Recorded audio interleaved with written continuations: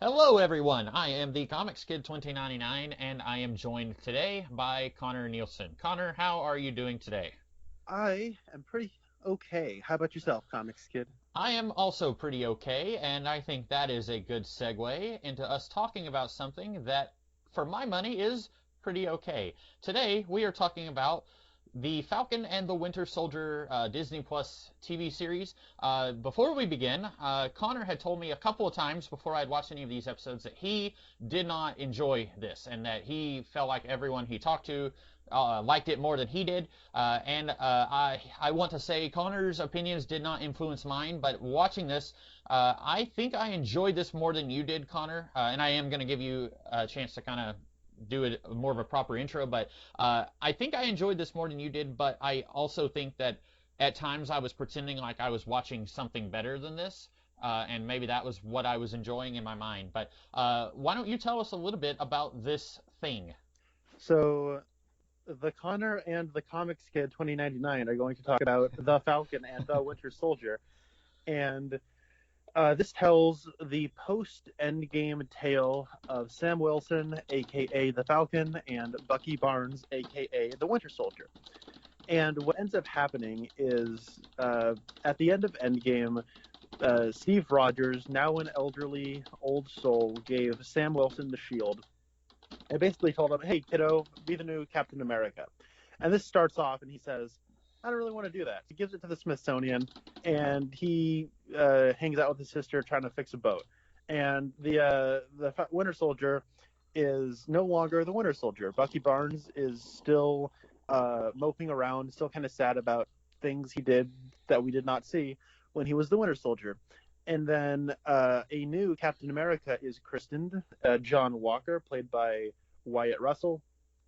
And as this is happening, Sam Wilson, who is a independent contractor for the U.S. military, is informed about a group of online terrorists called the Flag Smashers who want to eliminate all borders on the world because that's the way it was on when the blip was going on, I guess. And they've been displaced since people have come back from the blip. And so the maiden mission for the new Captain America is to take out the Flag Smashers.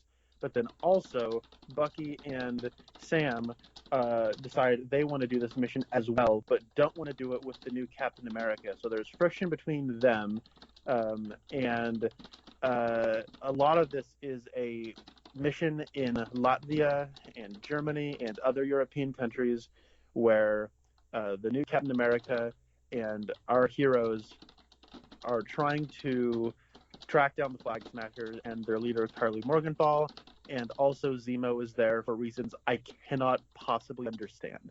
And I know I'm trying to not let my snark get the better of me, but I think up until now I've done a pretty good job. So Zemo's here for no other reason than he was in Civil War, and so is Sharon Carter for the same reason. Anyways, that's a bulk of what kind of the premise of this television show is. It was 6 episodes. We are apparently getting a second season and a fourth Captain America feature. This is a spoiler discussion, so we are going to get into all of the spoilers, all of the details. Turn away now if you have not watched this show. Comics Kid, how do you feel about the Falcon and the Winter Soldier? Well, as I kind of hinted at a little earlier, I think this is all right. I know you and we differed on WandaVision quite a bit. I think everyone on the planet liked WandaVision more than I did. I absolutely hated that show. I don't think this is great. I think it's bad for different reasons, but I like the characters a little bit more. If you were just talking about the movies, I like Falcon and Winter Soldier better than Scarlet Witch and Vision. And so already I think I was a little bit more juiced up for this than I was WandaVision. But I do think that a lot of this could have been trimmed down. This could have been like a 3-hour movie. It didn't have to be an ongoing thing, but because they're building this new brand of here's the next phase of the Marvel Universe and it's going to be an episodic TV format, well, we have to do this as an episodic TV thing, even though this probably could have been maybe a longer movie, or maybe could have been about the same as some of their other movies. But I like it for the most part. It has some problems, but I don't think I hated it as much as you, but it's entirely possible that you and I are going to have some of the same problems with this, because just from your plot synopsis there, it's sort of like you and I have at least one problem that is similar. But why don't you tell us a little bit about what didn't work for this show for you, and then we can see if I am kind of in sync with you.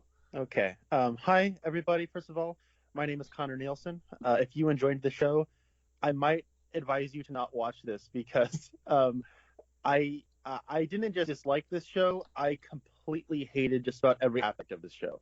I'm surprised I got through every episode of this show week to week. I find this show like nigh unwatchable and just completely horrible, with the exception of the Isaiah Bradley stuff, which does kind of exist almost in a little pocket on its own. So I'm really excited to talk about this with somebody who, from what I understand, if you enjoyed this in any way, that means you enjoyed it more than I did, Comics Kids. So I think you do a good job of articulating your points very succinctly.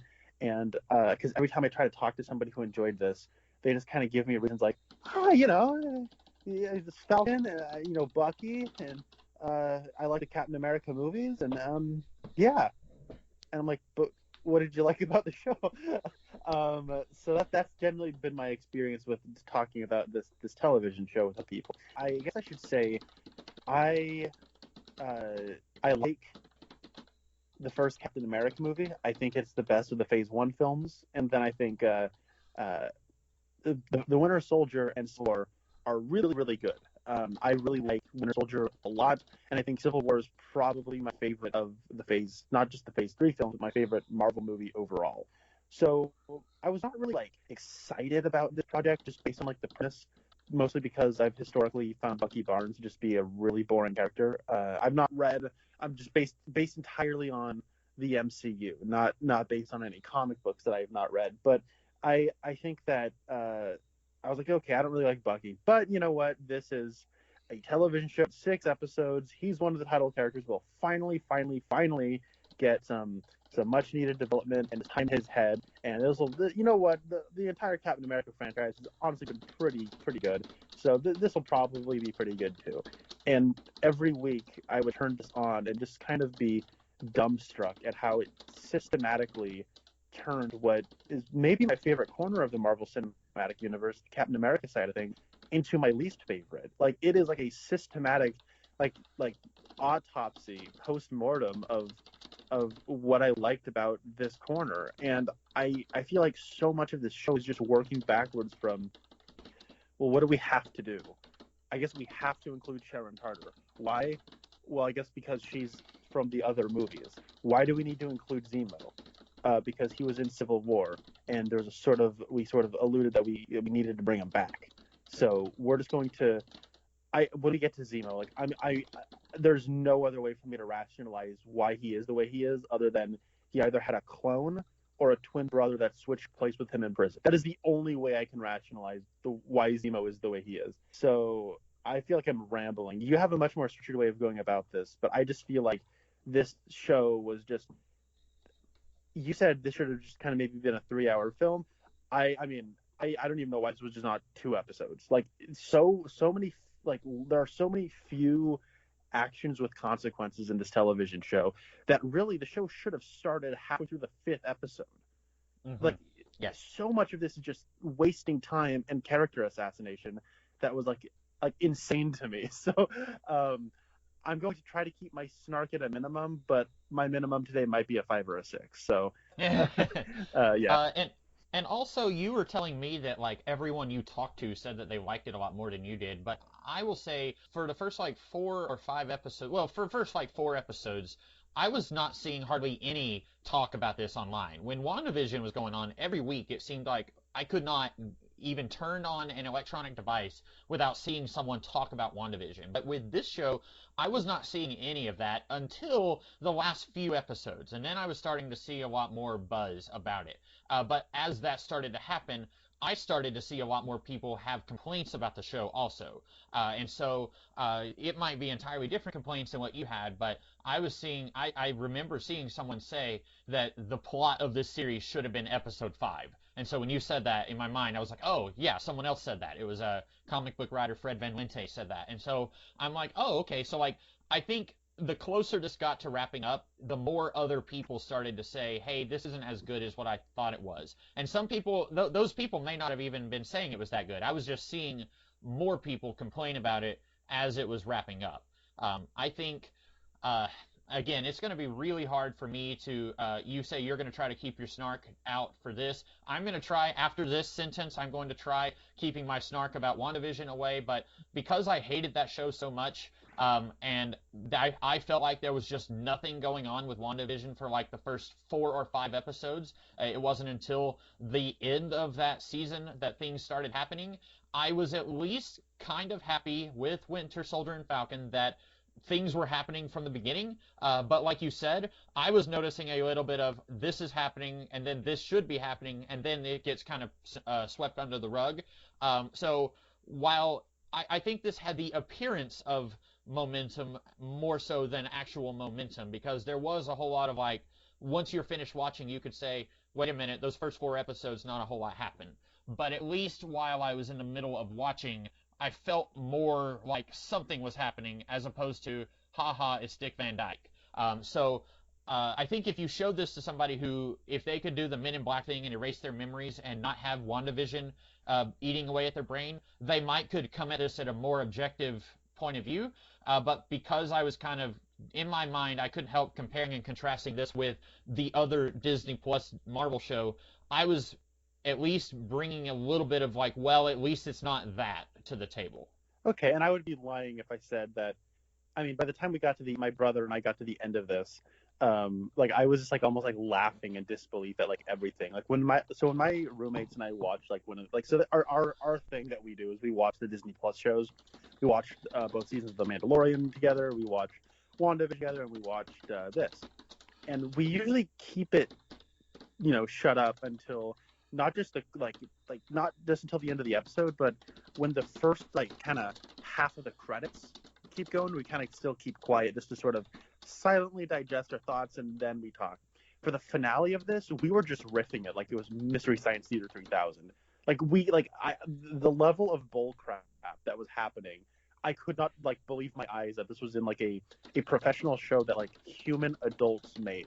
And so we had like, I was like throwing things, like people were yelling what, and all that kind of stuff. So I can understand where you're coming from, where you're comparing it to something else. And I like turned to my brother point and even said, hey, remember how excited we were about Phase 4 when like during the first couple of episodes of WandaVision? And he said, don't do this to me, Connor. So I can like it's kind of hard to not compare it to what came before, and it came out like just before this. So yeah. So I had suggested that we kind of talk about everything in terms of like what each character does, and I naturally on my notes I started with Sam and Bucky, and I think I have the less to say about them out of everyone in this show, which is probably not good since they are the leads of this show. But you may have a whole lot more to say about them than I do. But I guess starting with Sam, I like him. I like him in the movies. I think he has a fun personality. If you had asked me before watching this, who are your favorite heroes in the Marvel Cinematic Universe, I think Sam would have been one of my top 5. I liked his dynamic that he had with Captain America. I think his fun, easygoing nature was one of my favorite things about the movies. And then here, I can kind of see where he's coming from when he says, I don't want to be the next Captain America, although there is a little bit there that makes no sense to me, and maybe you'll cover it in your, talking about this, but overall, I like Sam here. He's probably the one I have the less amount of things to say about, and again, him being the lead of the show, I should probably have more of an opinion on him in the show, but I like him. Well, he had a really big character arc. He started the show off as a guy with a shield, and he ended the show as a guy with a shield in a new suit. So big changes there. And then Bucky had the pretty big character arc of, and then anyways, those are our leads. So pretty good place to start. I wanted to remind you, and this is something the audience doesn't know about, but you remember that time when our mutual friend said, Comics Kid, I want to give you this car. It used to be my car, and now I want to give it to you, Comics Kid, and I trust you with this car. And I said, man, that's a lot of responsibilities. I don't want that. And so I took the car, and I gave it to Connor. And I said, Connor, our mutual friend gave me this car, but now I want you to have it. But I don't want you to drive it around. I don't want you to use the car, which is its intended purpose. I don't want to see on the news that you are driving this car. And then I went home and I turned on the news and I saw that Connor needed to go and get groceries. And so he took this car and he went and got groceries, even though I had gifted him with this car. And, this is your car now, Connor, but I'm now upset that you are using the car. That is essentially the metaphor that is going on here with the shield, and I was really, really confused because for the first 3 episodes, we see characters like Sam and Bucky and Sam's sister talking about, like, how dare that John Walker carry around the shield? I don't like it. And, like, Bucky constantly saying, I can't believe you gave up the shield. And he has a thing with Sam they talk about at their little joint session later that kind of makes sense for Bucky, I guess, but then Bucky at one point says, I'm going to steal the shield. And I'm really confused by that point because and John Walker is like 3/4 of the way down on my page of notes, but like I don't understand what these characters have against John Walker. And that was like sort of the background conflict until we got to the Flag Smashers coming to a head.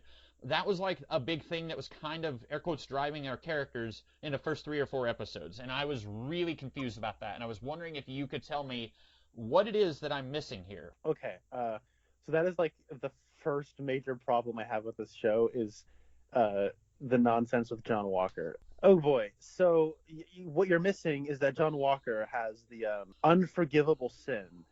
You don't get it, Comics Kid. He's not Steve Rogers. What?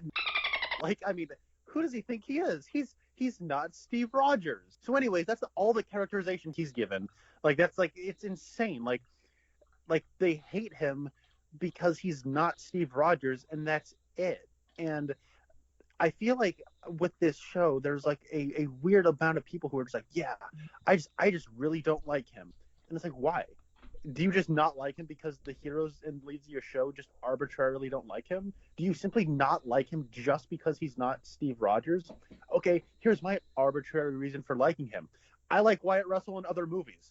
So I'm just naturally predisposed to like John Walker because he's played by Wyatt Russell. And his opening scene is him like, he's really conflicted. He's really nervous. He's like, hey, I don't know how to be, like these are some big shoes to step into, and I'm gonna try, but so it's like whenever I see him on TV or like giving some kind of speech or whatever, like something feels a little off. Yeah, but it just kind of strikes me as a guy who's just not used to being in this position. So like I have a little bit of sympathy for the guy, and then everyone's like, what a jerk. And I'm like, what did he do? Like, yeah, he just kind of has like douchebag energy. Like, okay, all of you people who know John Walker from the comics, put away his jingoistic, I guess, I don't know anything about John Walker. I'm just kind of like going off of what I understand about the comics. From what I understand, anytime the writers at Marvel don't like the president, they just make John Walker the new Captain America, right? Like, is that what it is? I think so. Sorry, I was drinking when you said that. Yeah, I think that's about right. Okay, so Captain America will put down the shield because what's it all for? If you don't like the current president, and then we make John Walker the president or the new Captain America, and he's like a kind of jingoistic, kind of like conservative type or whatever, and that's John Walker from the comics. Okay, put away that knowledge. That's not the interpretation we're given of this character in this show. Like, who does John Walker like? Hey, we're Falcon and the Winter Soldier. We were friends with Cap. We're soldiers the way Cap was. Who do you think you are, John Walker? You're a soldier. Like, what have you done to deserve the shield? So that's their driving factor. And so I guess my biggest problem with the 2 leads. So that's like one of the most weird things about the show is so much drama is like squeezed out of dunking on and making fun of John Walker for just not being Steve Rogers, and that's it. And then once like at the end of the show, like John Walker has made a new shield, and just because it's not the original Captain America shield, all of a sudden Bucky's now like, oh, I could be friends with you. It's like, are you like a 5-year-old? Like, what? Like, man, this show really made me hate Bucky more than I ever did. I didn't even think that was really possible. But beyond that, like, my big issue with these characters is that I don't really understand their character arcs. I wish they kind of would have told a more personal story with the conflict they have. Flag Smashers are just a job for Sam. So there's nothing like really extra personal about this. Like, he just kind of tries talking Carly down several times. He tries to approach it from a kind of more therapeutic level, because that's sort of his like area of expertise, since he, like, ever since Winter Soldier. Like, he talks about how he came back from his tours in a war, and he became somebody who like helped talk people through their problems. And now, like, that's sort of like his approach as a hero. And so there's nothing really different from Carly Morgenthau or anybody else they would have faced. You know what I mean? So like, I don't get why this is like a Sam story. And then on top of that, Bucky just seems to want the shield back, and that's it. And so he tags along and like goes along with this. And if you thought like Sam had like no, it was not really a personal draw for him outside of just the general empathy he seems to have for everybody, like, there's no reason for Bucky to be around. He just kind of struts around with his like kind of half-wit eyes and just kind of like looks around with the blue steel look on his face. Like, I don't know what he's even doing here, except every once in a while just kind of goes, "Hey, you shouldn't give up the shield, Sam. You shouldn't have given up the shield, Sam. Shouldn't have given up the shield." Like, dude, could you stop being a jack for 5 seconds? Like, what's the like? God. So I've been rambling for a little bit now. Anyways, that's generally what I dislike about the characters in this show. Yeah, I can't say I disagree with you. This is going to be one of those podcasts where I'm going to pretty much agree with what you have to say, I think, but I still think I'm going to say that I enjoyed this more than you did. For example, I think now that we are getting into this, I remember hearing you say once before that you've never really cared about the character of Bucky. I couldn't tell you much about Bucky other than, like, he's friends with Steve. And so you're supposed to feel bad for him because Steve's friend got turned into a murder weapon. And so, like, that's what I have going with the character in the movies. And here, I guess I'll go ahead and get into my notes about Bucky that I have here. And like I said, we can, jump around if we have to. But he's got this book of people that he wronged and things that he did wrong as the Winter Soldier. And then he has a therapist who is making him do this. And so, like, we see this one scene in the first episode where there's a corrupt senator who he helped put into power whenever he was the Winter Soldier, and then he gets her arrested. And then the rest of this episode, or the rest of this season, doesn't have anything to do with his wrongs as the Winter Soldier. And then him and Sam have a conversation in the second to last episode where it's like, all right, you need to go out there and you need to be better. You need to go and apologize to these people instead of just, doing what you were doing. And so then Bucky goes and apologizes to the one guy whose son that he killed. And the whole season doesn't have anything to do with James repenting for something he did as the Winter Soldier, right? Because you've got these Flag Smashers, and they have super soldier serum, and we have to stop them. And, in the movie Civil War, you've got these missing in action super soldiers that were put on ice, and they exist because the Winter Soldier stole these super soldier things. And so it's like, okay, this is a direct result of something Bucky did when he was the Winter Soldier. But we don't have any of that here, right? No. This is just Bucky sees that there are super soldiers out there, and super soldiers are dangerous, so me and Sam are going to team up and we're going to stop this thing. But it doesn't have anything to do with Bucky's drive to repent for his actions as the Winter Soldier. Yeah, and the issue with that is he has he's starting from this place of he's friends with an elderly man, and I was just kind of assuming that he's friends with the elderly man because, like, they either served in the war together, or he's also just kind of naturally an older man, and these are the people he just socializes with better. But then it's revealed, he actually killed the guy's son when he was the Winter Soldier. So why he didn't just walk up to him and give him, like, SNL Kylo Ren style card that says, "I'm sorry I killed your son, but after the rain comes the rainbow." I don't know why he didn't just do that. But he decided, I want to start a friendship with this guy. And so like this first episode, I thought, okay, the first episode, we reveal that this guy is the father of some guy he killed. And in the last episode, he'll finally have his moment of freedom where he will confess to this guy. So why Bucky started a friendship with this guy exists solely for hackneyed drama reasons. But okay, just because the premise is like, I think, stupid, how are we going to deal with this? Now, at the core of the Bucky issue, I think there's a big poster, a mission statement at Marvel Studios. And on that poster, the mission statement is written, skip over anything interesting with Bucky. Just skip it. Just whatever you do, skip it. And that trend continues in this show, because we had in maybe the worst episode of the show.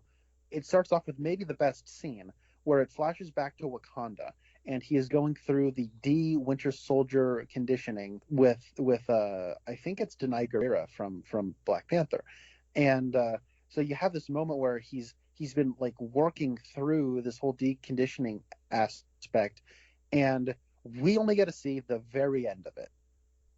We don't actually get to see what that was like for him, what that whole process of getting through that was like. We just get to see the very end of it, so it doesn't matter.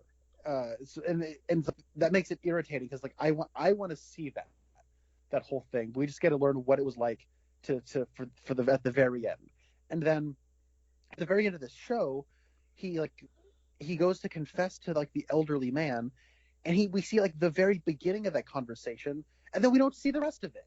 Like, yeah. Are you kidding me? Like, what? It's like, there you have 6 episodes to fill.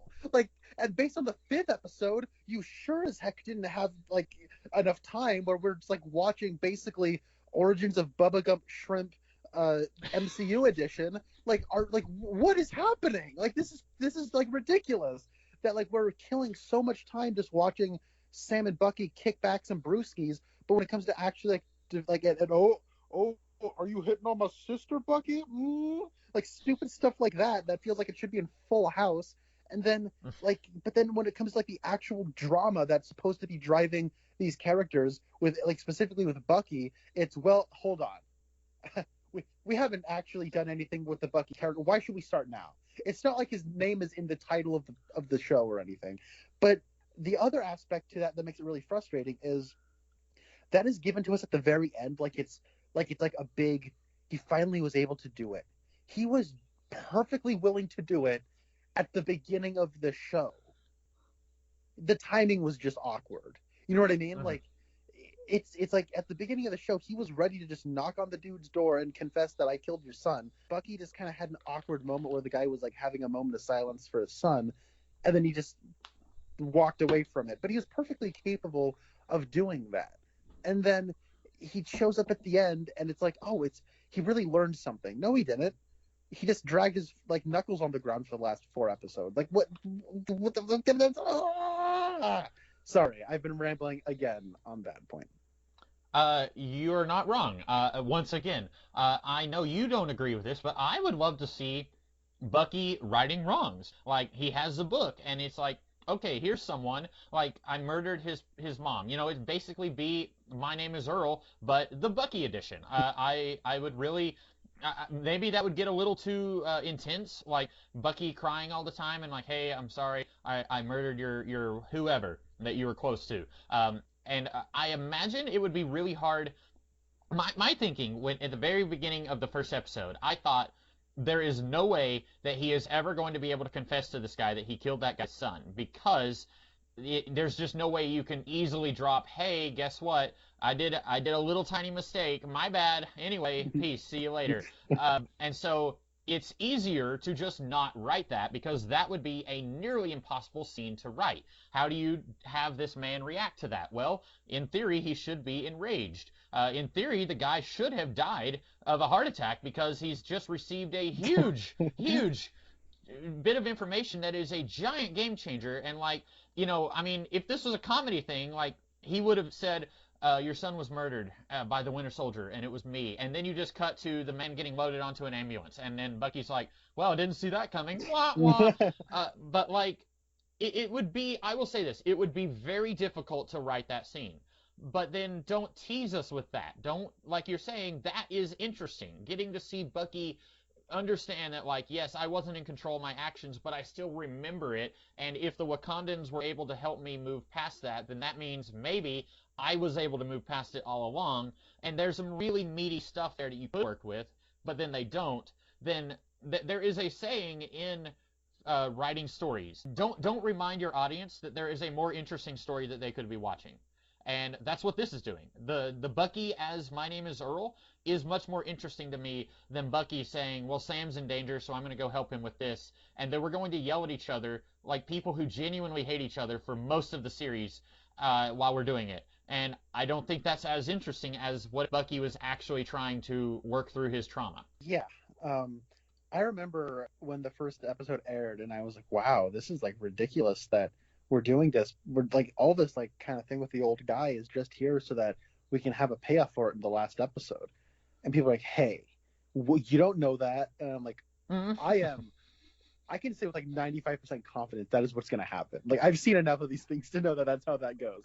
But then people will say, you don't know that because this seems like a very valuable relationship. And so this will probably play a bigger role. And I was like, yeah, you're right. And the show really proved them right, because when Bucky is hanging out with Sam in Europe, he brings up this older guy all the time. You know, he talks about, you know, my friend, I can't remember his name. What is it, like Mr. I don't remember his name. Okay. I'm going to call him Hank, okay? So, okay. Bucky, you know, how many monologues started with, you know, when I'm hanging out with my buddy, Mr. Hank, he says this, and he taught me this and that. It's a very valuable. None of them. It's almost like this character solely existed for a payoff. Like, I thought it, like, come on. So that's, I don't know. I said I would be keeping the snark down to a 5 or 6. I've not been doing a good job at that. I'm gonna tend to snark down a little bit right now. So. I will say also, I agree with you. Whenever we were first introduced to their friendship, I thought this was going to be, oh, hey, it's a World War II vet that Bucky met up with. And at first I was like, that's confusing because the therapist just told us that Bucky doesn't have any friends. And then we cut to this scene. That's a little weird. And then it's like, oh, he just caught up with this guy because he's on his list. Okay. I guess this is just a very minor, giving props to the show for this minor thing.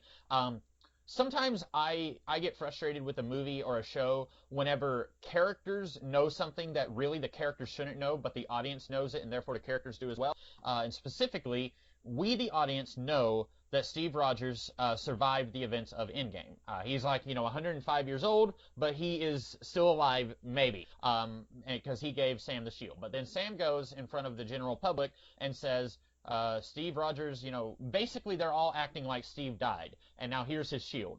And I like that we're seeing Sam and Bucky like, oh, we're kind of going along with this because, it'll be easier for Steve if we do. I kind of like that. I like that the general public isn't aware of the events of Endgame just because we are aware of the events of Endgame. And then also, like at one point, Bucky says, I haven't gone dancing since 1946. I mean, it feels like it. And I realized, like, oh, Bucky probably doesn't go around telling everyone he met that he was a World War II vet who was on suspended animation for several years. Like, okay, that makes sense that he wouldn't do that. Just because we, the audience, know it doesn't mean that everyone else would. And so I like that the show isn't catching up characters on things that they really shouldn't know about just to make it easier for us. Maybe that's just a minor prop that I'm giving the show, but I'm gonna go with it. Okay. Before we move on to any of the other bigger characters, since we've already kind of talked about Sam and Bucky, on the one hand, whenever they are actually friends with each other, I like them. I know you were kind of snarking about them working on the boat together, but them doing that, I was saying to myself, I saw someone on Twitter say that they would watch an entire series of just them working on a boat. And I was thinking, yeah, I like these two. They're friends with each other, and they're nice to each other, and they're hanging out, being buddies, and I like that. But there were so many moments in this show where I was confused, because I get that these two, they weren't friends with each other in Winter Soldier or in Civil War. They were only together because they had a mutual friend. And if Cap wasn't there, they would not have been friends with each other. And now that Cap is out of the picture, they're helping each other, but you can tell that there would be some hostility there because these two still aren't quite to that point where they're like, ready to die for each other, right? Like they have a mutual friend, and that mutual friend has been taken out of the picture. But then there are so many moments where I'm like, this just exists to create drama, but it doesn't feel organic. In one of the first fight scenes that these two have together, Bucky is like, we need a plan. And Sam starts saying something like, well, this is how they do it in the action movies. And I was confused because, like, this show likes to pick and choose when these characters are characterized in a certain way because you have, like, Sam was a veteran. So was Bucky. So in theory, both of these guys should be like by the book. We're going to go in, we're going to have a plan, and we're going to do things this way because that's how we did it in the military. Now I get that, like, traditionally in a buddy cop type situation, you're going to have one who's very by the book, and you're going to have one who's a loose cannon, and that's where a lot of your drama comes from. They can't really get along with each other, but they have a common goal, and they have different ways of trying to get to that goal, and that's where your drama comes from. I get that. So it would make sense for Bucky, since he used to be a brainwashed living weapon, maybe he says, I don't like what Hydra turned me into, but I'm so used to doing things this way, and I've been resistant to the therapist trying to recondition me. It would make sense in this situation if I'm the bad cop. Like, if he's still kind of stuck in bad cop mode, and if Sam was the one who said, we need to do things by the book. And it would make more sense if these two are butting heads, if you could find an actual character reason why they're butting heads. But then you have Bucky constantly saying, we need a plan, and then Sam says, this is how they do it in the action movies, which sounds like something that, like, Ant-Man's idiot friend would say, and not Sam.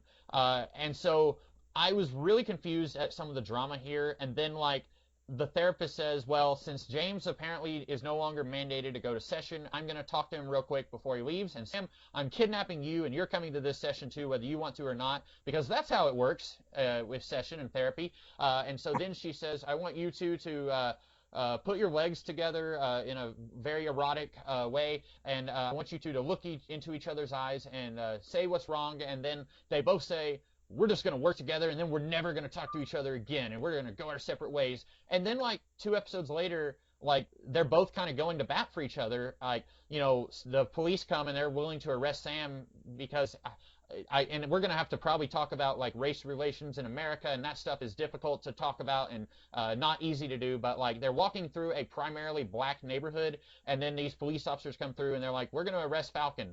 And then Bucky says, don't you know who this is? So it's like, oh, they're kind of friends with each other. And then they're like, oh, wait, we're going to arrest the Falcon. And then they go to their car, and they come back, it's like, just kidding, we're actually going to arrest you, Winter Soldier, because you missed your court court-mandated session. And then Falcon says, well, no, he can't be arrested. The president pardoned him. And so it's like, so they're still kind of friends with each other, even though, like, 10 minutes ago they were saying they never want to speak to each other again. And it's like what you were saying earlier. They're acting like 5-year-olds. And on the one hand, you want character drama in a story because conflict is what the story is made of. A story has conflict. It has to have conflict. And if your characters are not punching robots in the face, then you want some other kind of conflict. And so conflict generated from 2 genuine personalities, that makes sense. The problem is, I think the show is contriving a lot of that conflict. These two act like they're lifelong bosom buddies when it wants them to act like that, and then it acts like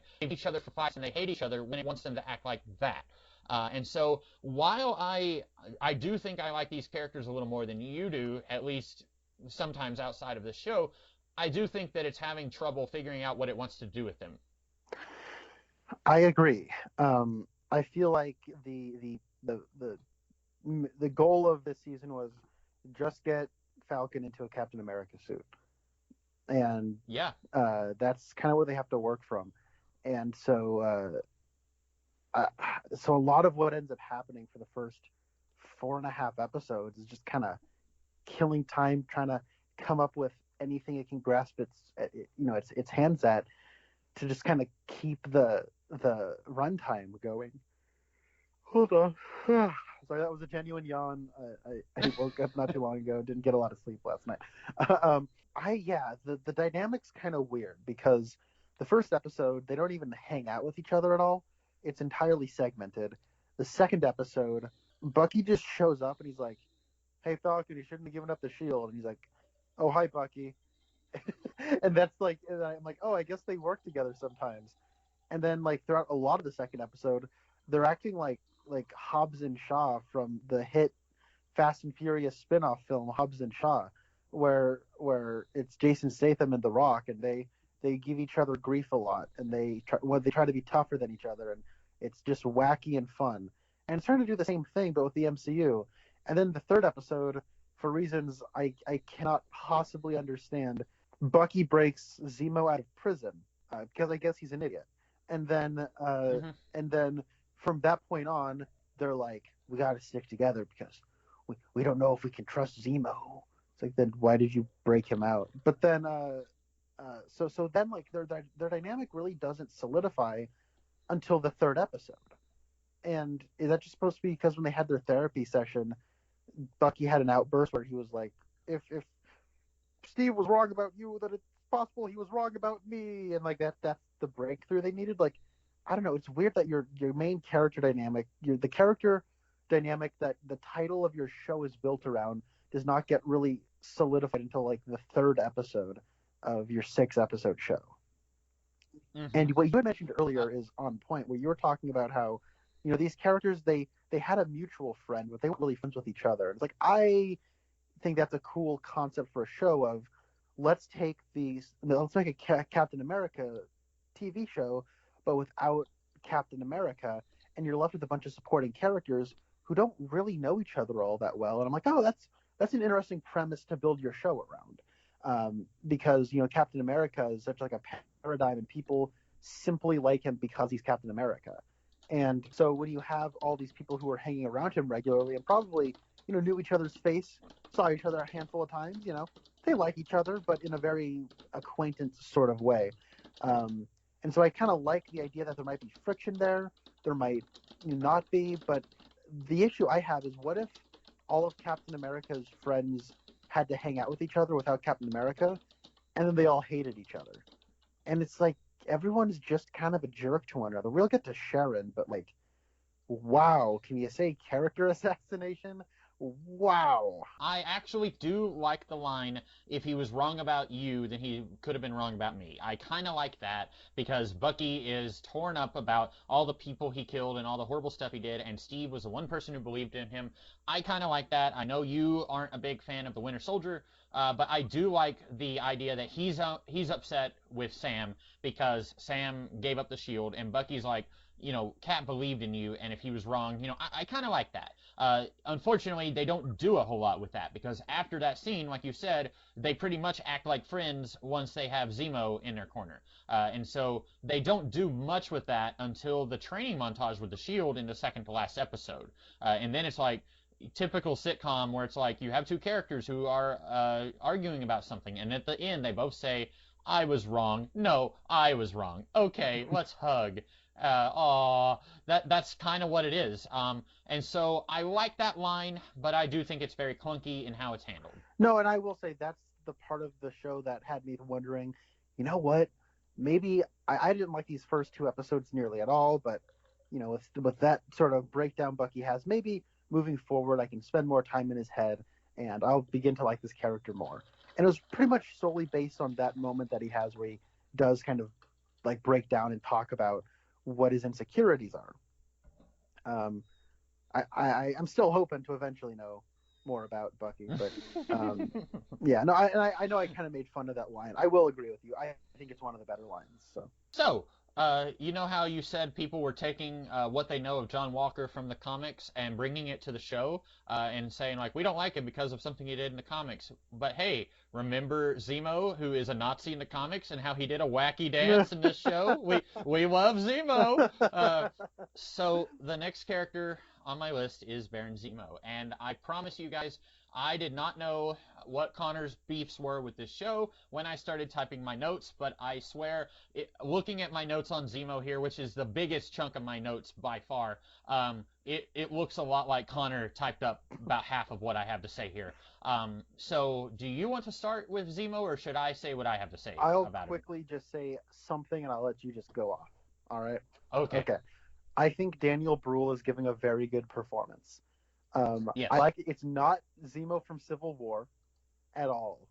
like I said, I feel like he is like the only way I can rationalize my enjoyment of Daniel Bruhl's performance in this show is that I think he is basically just like at some point Zemo from Civil War was in prison and got replaced with either a clone or a wacky twin brother, and that's why he is the way he is in this show, because they want to basically play him as what if Hannibal Lecter was a James Bond villain, which is not anything like what I liked about his character from Civil War, but I do think Daniel Bruhl's giving a good performance, and I think he's the only, because I think during the European mission, he is the only person acting competently, which does not make him look like a mastermind. It makes everyone else look like a complete idiot.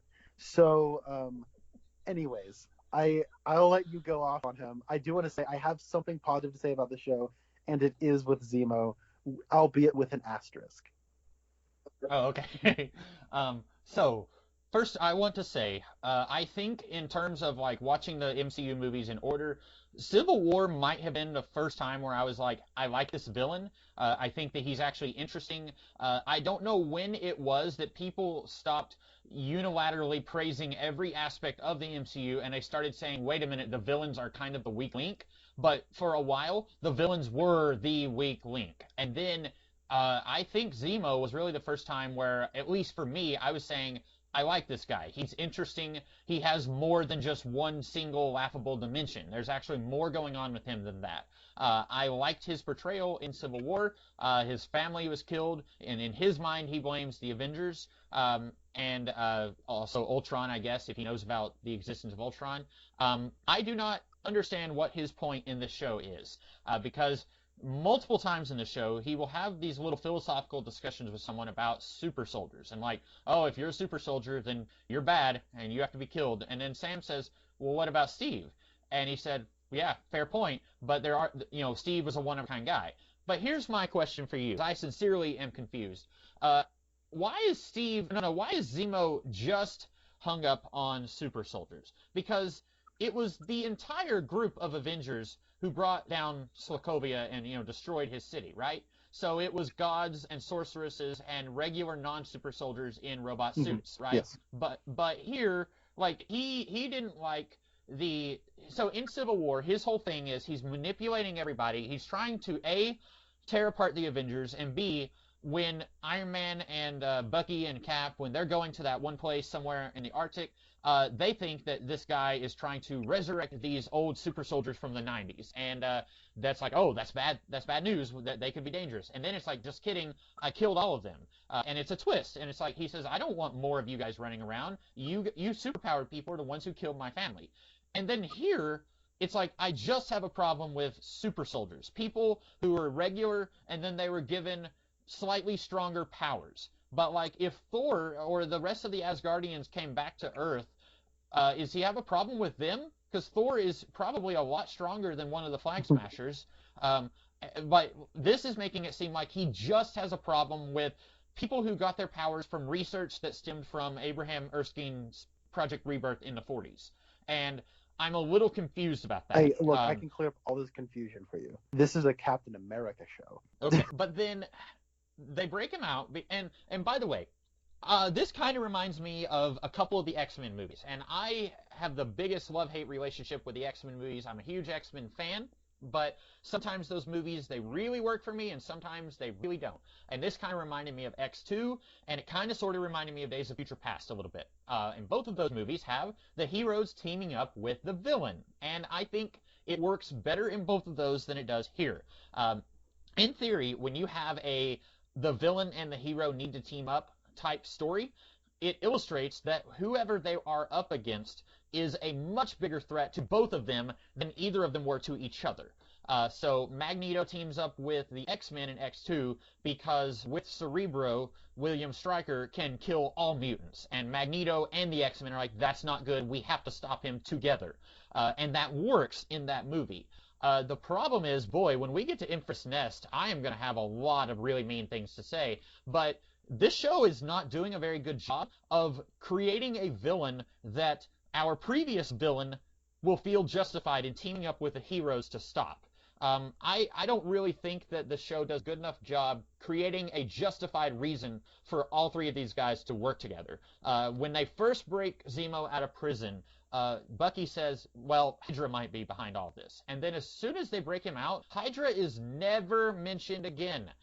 We don't know what's going on here. I'm 99% sure Hydra isn't involved, although, again, there's another character on this list who may or may not have ties to Hydra, but I don't know why they brought him out, because Bucky justifies that his reason is, well, this guy is an expertise on Hydra. Remember, he stole that one book, and he kidnapped that one Hydra employee, and then he drowned the guy, and he's like, I need to know these words so that I can control the Winter Soldier, and I'm doing all that to break up the Avengers because the Avengers killed my family.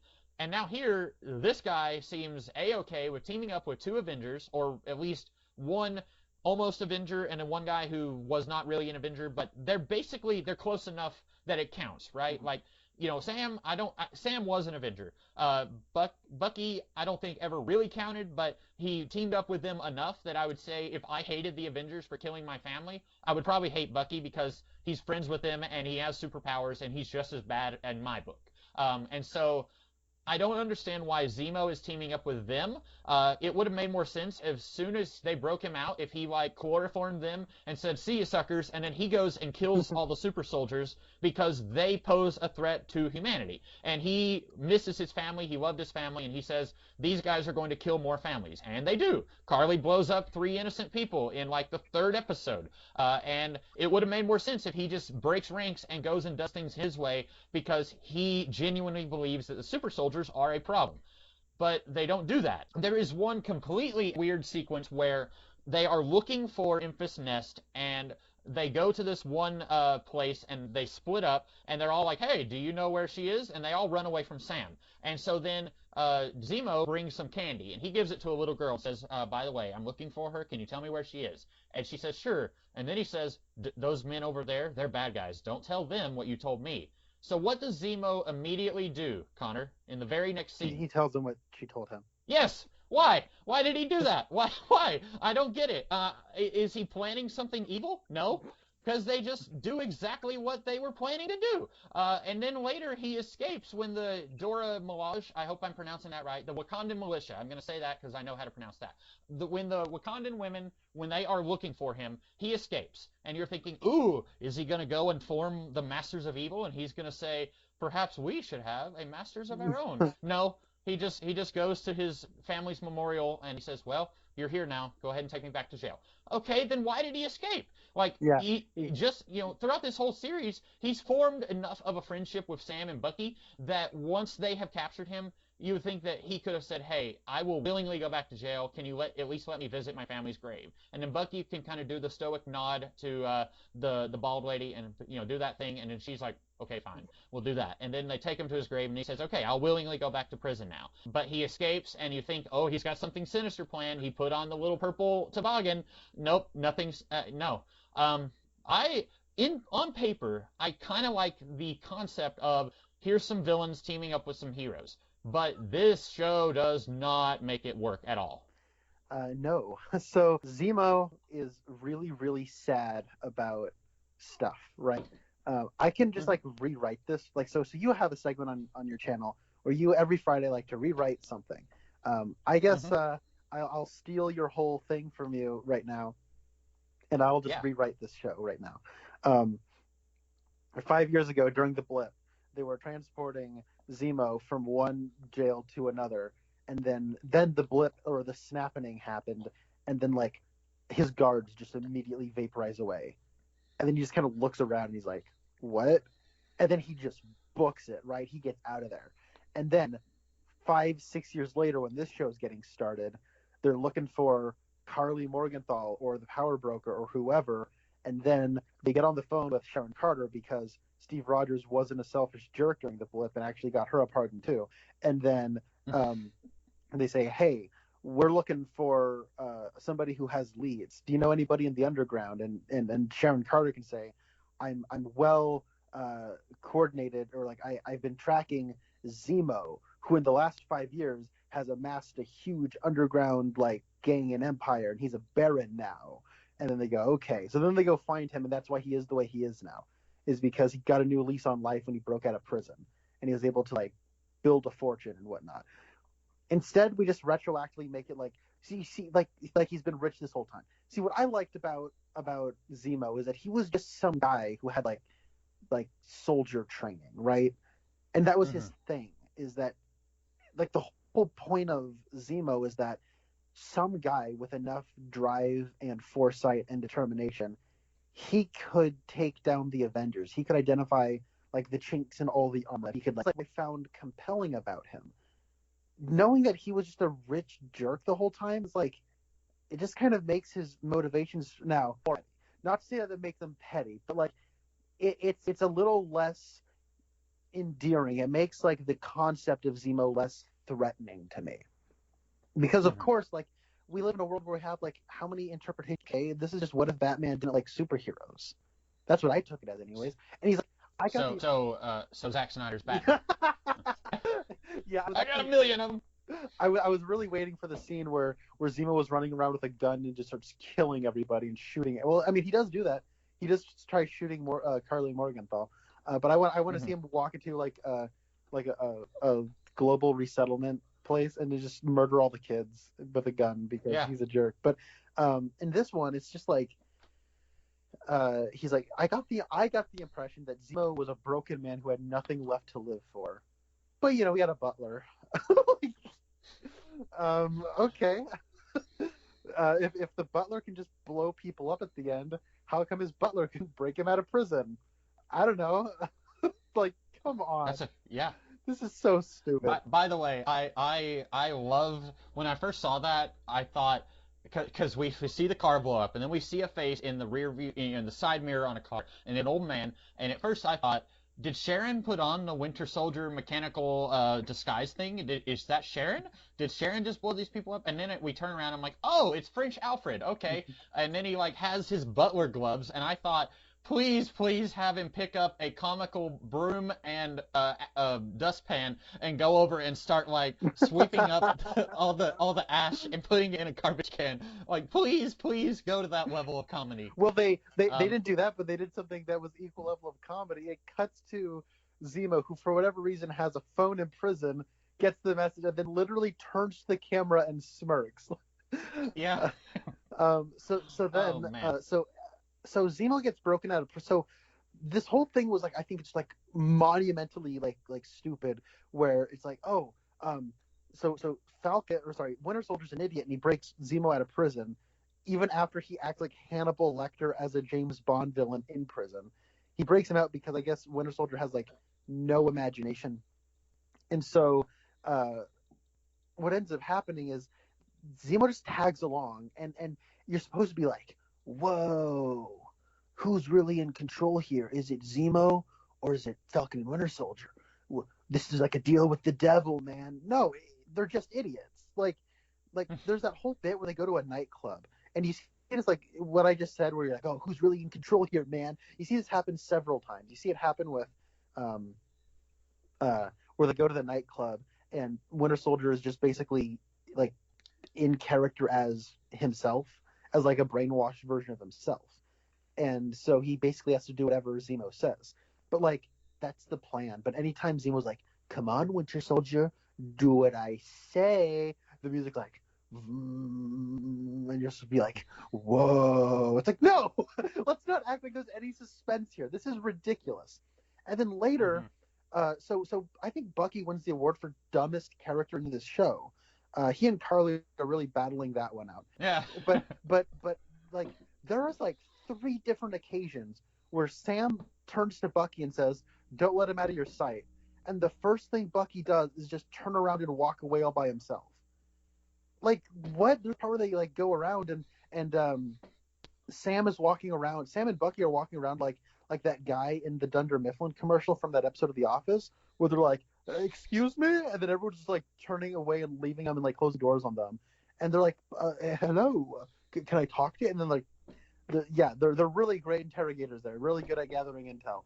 And then Zemo is acting like a cartoon like villain, and he's like creepily singing nursery rhymes, and giving kids like Turkish delight, like he's the white or the White Witch, the Witch of Winter, whatever, from Chronicles of Narnia, and then it's just weird that, and then it's like he gets this, like the function of that scene is like, oh, he knows something that they don't know, and we already kind of went through that, but then it's supposed to be like, whoa, he's really getting a fast one on them, but he's not, like and then there's like a part where John Walker decides to just like not follow the plan he set up and barges in to take Harley Morgenthau in, and he like handcuffs Zemo to a heater, and then everyone's an idiot, and then nobody sticks behind and says, I'm gonna like keep an eye on Zemo. Nobody does that, so he breaks out, and then he still doesn't escape because he wants to shoot Carly. And then on top of that, when the Wakandans show up to take Zemo back, like Zemo just like walks into the bathroom, pulls an Acme hole out of his pocket, and then escapes through that.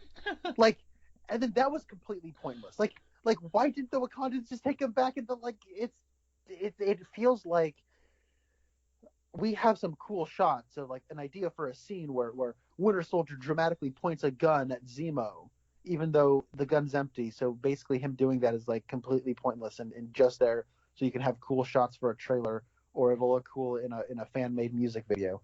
And I just have no idea why they even bothered to bring him in, because basically what this all ends up leading to is, oh, look, the Flag Smashers are attacking New York. We got to go stop them. That's what it all ends up leading to anyways. Why that's not like the function of the plot to begin with. Why we had to waste all this time having to break Zemo out of prison just so he can like learn this, just so like we can follow them around Europe. It's completely pointless. It leads to nowhere. And then on top of that, like them breaking Zemo out of prison is just a stupid concept to begin with. Like, so because this show is like completely like scared of criticizing the U.S. Armed Forces in any way, shape, or form, like we can't have, we don't ever see the intel that John Walker's getting. We never see the corruption we never see any of that. What we do see is John Walker's like, I don't have any intel. And then later, I guess he got intel. He just seems to know where the Flag Smashers are, and he's like going to like take them down at their hideout. We didn't see how he got that intel. We didn't see when he took the Super Soldier Serum, which is like a pivotal character decision for his character. We don't see any of that because this show is incompetent. And then like we have like a moment where like they're trying to talk to Carly, and then they have to like go back and because this like they had to contrive drama or something, like John Walker's attacking them, so that breaks up any moment where Sam can talk Carly down again. Oh my god, I feel like my brain just segmented into 5 different directions. Okay, so here's like just like any like competent thing. So them breaking Zemo out just feels like a weird way of them going, we don't like John Walker because, like I said, he committed the cardinal sin of not being Steve Rogers. So you know what? Because of this, we trust Zemo more. We don't want to hang out with John Walker because we I guess we just trust Zemo now. We trust him more than John Walker now. That's why we're breaking him out of prison and doing that. Hey, if John Walker can just arbitrarily get intel out of nowhere, how about this for like a premise, Comics Kid? As long as I'm rewriting everything, this is like something that can't exist with the previous rewrite I suggested. This is a new one you get for free. All right, this is 2.0. How about, oh my God, the Flag Smashers are attacking New York. Hey, Winter Soldier, Falcon, team up with the new Captain America to go save the senators in New York. And while they're on the way up there, they realize, oh, we got some friction with the new Captain America, and maybe we don't get along that well. But we're still gonna try to get along with him because we're not monsters, and we at least want to give this guy the benefit of the doubt. So.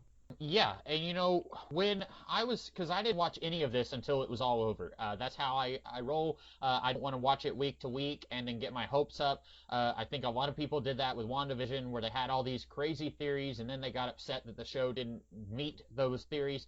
But I was seeing a lot of people who were really reacting negatively to John Walker, and so I assumed that the show was going to have Sam and Bucky working with him a lot, and they were going to form a judgment based on working with him. Like, we've gone on several missions with this guy. He is unstable. He's making the wrong choices in the heat of battle. He cannot be Captain America. And then Bucky gets arrested, and then John Walker comes in and says, I pulled some strings and I got you out of prison. Would you guys like to work together? He asks very genuinely, and then they're like, screw you, we're going our own Yeah. way. And I know we've already covered that a little bit, but like, yeah, I thought like that them working with him, actually being on some missions with this guy, would have been the good direction to go if you wanted these guys to say this guy can't be the next Captain America. Like he decapitates a guy at the end of episode 4, I think, and then they take him in, and then he gets basically a dishonorable discharge, and then he is no longer the government's new Captain America. And so I was like, oh, okay, that.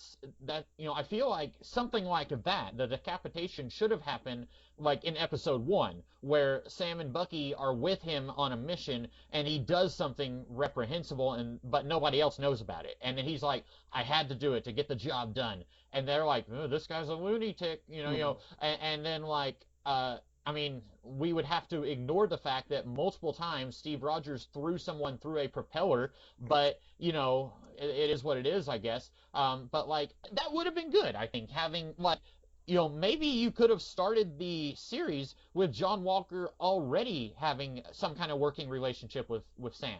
And like Sam is like, he's a little rough around the edges, but he's all right. And then Sam turns into Shield, and then they give it to John Walker, and Sam is like, oh no, I've worked with that guy before. That's not good. But it doesn't do that. Having said that, I like this character. I've never seen Wyatt Russell in anything. Well, that's not true. I have seen the movie Escape from L.A. He apparently has a non-speaking role in that. I don't remember who he played, but he is apparently credited in that movie. But I like him. This is the first thing I've seen him actually do stuff in. I am getting a Kurt Russell vibe from him. That makes sense because they're father and son. And so like, especially like the part where he's yelling at the senator at the trial, I was like, ooh, I'm getting a Kurt Russell, like a young Kurt Russell thing here, and I like it. I like Kurt Russell, and so I like this guy. He just seems like a guy who's maybe suffering through some minor PTSD, and he wasn't ready for all the responsibilities that he's given here in between a rock and a hard place. And then he loses it when his best friend dies, who's probably been there for most of his life. I got the feeling, I don't remember if they said this, but I feel like these two have known each other since high school, and then they went into the army together and were serving together, and then his friend dies trying to save his life. That would mess up a person, I think. And then he goes and kills someone, and, he shouldn't have done that. But like I said, Steve Rogers threw people through propellers and airplanes a couple of times. So, if people are okay with that, I don't know why they're not okay with this. But, I think by the end, it's going to be hard for me to talk about this without also talking about Julie Louise Dreyfus, but I like the character. I like that at the end he's like, he does the thing where he quotes Abraham Lincoln, and he brings in the cops. He doesn't try to like tear someone's face off because he's angry at them. I like that. I kind of like this character, and a lot of people, they were getting angry, getting into it, and I think, like you said, they were bringing their knowledge of the character from the comics into the show, and the show really isn't doing that with this character. Yeah, so Wyatt Russell, I first saw him in 22 Jump Street, where he plays like a frat bro that Channing Tatum's character becomes friends with, and then a lot of the humor of that is built around like Jonah Hill having like insecurities that Channing Tatum has a new like bro. So that's that. And then I also saw him in a movie called Overlord, which is a movie it's like a World War II movie that is kind of has a bit of like a zombie angle. It's not really about that if that's what you're really going to watch it for, but it's really solid and he's really good in it.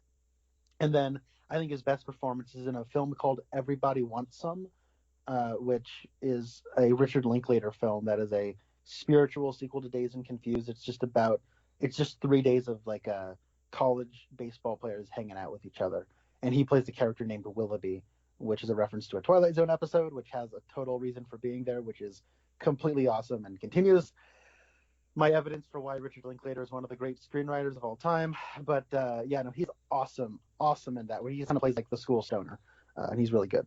But yeah, then when he was cast in this, I was really excited. And I think on a performance level, he does do really good stuff. And like, I don't know, I feel like if I were Steve Rogers and I found out that like this is the way my friends behaved when a new person had the shield, I would like look in the mirror and wonder if if what I did as Captain America was even worth it. Mm. Because like what? So like Steve, tried to see the good in people, and like and like what's his face? Wyatt Russell was like, yeah, look, I'm not Steve Rogers. I know you guys knew him, and so this is probably hard for you and all that, but like this is like a job that I was given and I accepted it, and I'm just trying to be the best John Walker I can be. And they say, shut up, we hate you. And he's like, oh. And then he like gets them out of prison, and they're like, shut up, we hate you. And then like he just is continually antagonized for no reason other than he's not Steve Rogers. And it's just baffling to me that like the leads show like always like condescending to him and like demeaning him and antagonizing him for no reason. It's like for the audience to laugh at, and it's just like confusing to me that like this is like the friends of Captain America are acting so unlike the leadership and guidance they were given. And Anthony Mackie, like he is like supposed to be so empathetic and like understanding of everybody's struggles except for John Walker's, because he's not Steve Rogers. And like it hurts my brain. And then so later when like John Walker eventually like goes psycho and kills somebody, first of all, I mean, like everyone was like, "Whoa, this is like mirroring Steve Rogers in Civil War." I'm like, "No, it's not. Like, it's not at all mirroring that. Like, I mean, even if it is, it's doing a bad job of mirroring that. But then it's like, this is like a Greek tragedy. This is a guy who had like started off with the best of intentions, and because nobody was nice to him, and everybody was a jerk to him, and like constantly demeaned him, and like called into question his ability and called into question his effectiveness. Like he was pushed, and it's like at the very, very least, like in the beginning, Steve Rogers always had like the German scientist going up to bat for him. Haley Atwell was sweet on him. Like, you know what I mean? Like he at least always had that, and then like with this, like he has like one friend who's like his sidekick that is like kind of being nice to him, and then he gets killed, and then it sends him into a weird blind rage. And I'm like, people are like, no, Steve Rogers never would have done that. It's like, well, I am willing to bet my left arm, Winter Soldier style, that if Bucky was killed in Civil War, Captain America would have killed Iron Man. I am like willing to. And then I heard somebody say, I would bet my left and right arm. And I'm like, okay, I'll raise you. I will bet becoming a quadriplegic that happen. Because like Captain America is like going like savagely on Iron Man. And like I think he doesn't kill him because like Bucky's still alive. You know what I mean? Like Bucky is still there. And like if he like like if we're trying to do like this is not a 1-to-1 analogy. Steve Rogers was never put in this situation. So people go like, no, Steve Rogers never would have done that. It's like it's a false equivalency, and it's just stupid that the show is trying to present it as something that it's not. And that like that episode just pissed me off from beginning to end, and that was the end. And I mean that whole like freak out is built on the stupid like notion that people are shocked that when super powered people are fighting, someone's gonna die. Like, yeah, Carly, you just blew up a building with like 5 people in it, or you just murdered 3 people and injured 11 people, and now you're shocked that some guy died. Whoa, what an idiot! So, oh my god, and then also the way they play it is like after John Walker flips out, Falcon and Winter Soldier are like, whoa, just take it easy, man. It's like, hey, morons, you're partially responsible for this. Like you're like, oh my god, like the levels of stupid that just stacked on top of each other.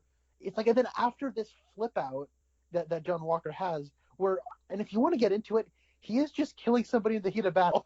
Like it's not like he walked into a civilian and murdered them. He just happened to murder like a person, like a terrorist with cameras rolling. So, and they try to be like, it wasn't me. Oh, it wasn't me. It's like, I mean, he is killing a terrorist who was complicit in the explosion of a building. So it's not as like morally black and white as I think the show is trying to present it. But then after that, like they just pull everybody out of Europe, and they're like, we're shutting the whole thing down. And so, okay, I know I keep rambling. You probably want to respond to some of the stuff I'm saying. But then on top, like this whole thing was built on a really stupid premise, I thought, where this is like the maiden mission of your new Captain America, and you're also allowing like government like contractors and Sam Wilson and Bucky Barnes, like the government and the U.S. Armed Forces would probably be in contact with Sam and Bucky and say, either help John Walker or stay out of his way. We need this to look good. We need him to succeed. But I guess like they're just like so hands off and unwilling to like be in like invested in this mission that they just let like two different like conflicting parties trying to like achieve the same goal of taking down the Flag Smashers. And the second it doesn't go well, like I heard somebody saying, well, the government's not in charge of that. I'm like, I think they are. But then after like the flip out with John Walker killing somebody on camera, then the government just pulls everybody out. So it's like they've had this power the whole time.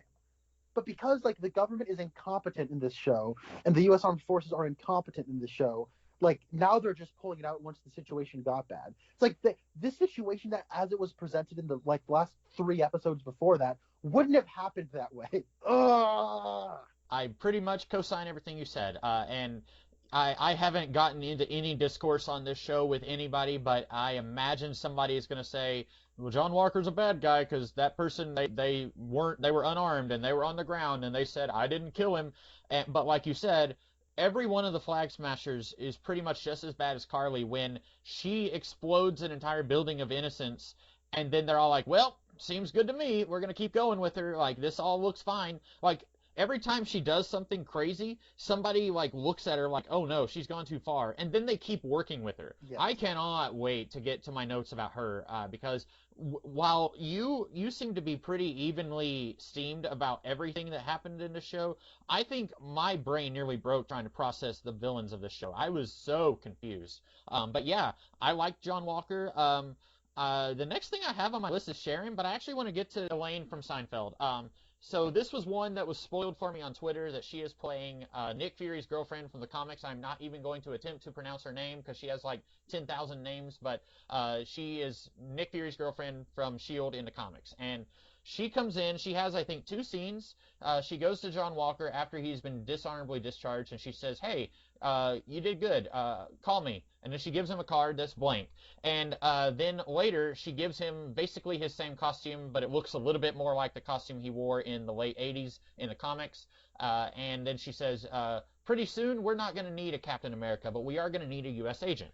And first of all, I want to say, if the character here is supposed to be funny, they are wildly failing, because I actually think Elaine was pretty funny on Seinfeld. That's not a show that I watched a lot, but I go back and I watch clips from it all the time, and I thought she was pretty funny, but they are just giving her nothing here, or she is just not doing what they think she's supposed to do, because everything she says I feel like is supposed to be a joke, and then it falls flat. Like, she walks in and says, well, these boots weren't made for walking, and I'm thinking, okay, I get it, that's a reference to a Nancy Sinatra song, but why did you say that? And then like she says something, she says, call me Val, but don't call me Val, and then later she says, it's almost like I planned everything, just kidding, I didn't, or what if I did, just kidding, I didn't, or what if I did. And it's like, we get it, you think that's funny, but nothing here is making me laugh. I'm not even cracking a smile. And also, I think I'm getting one of these things, this is not fair to the actress, but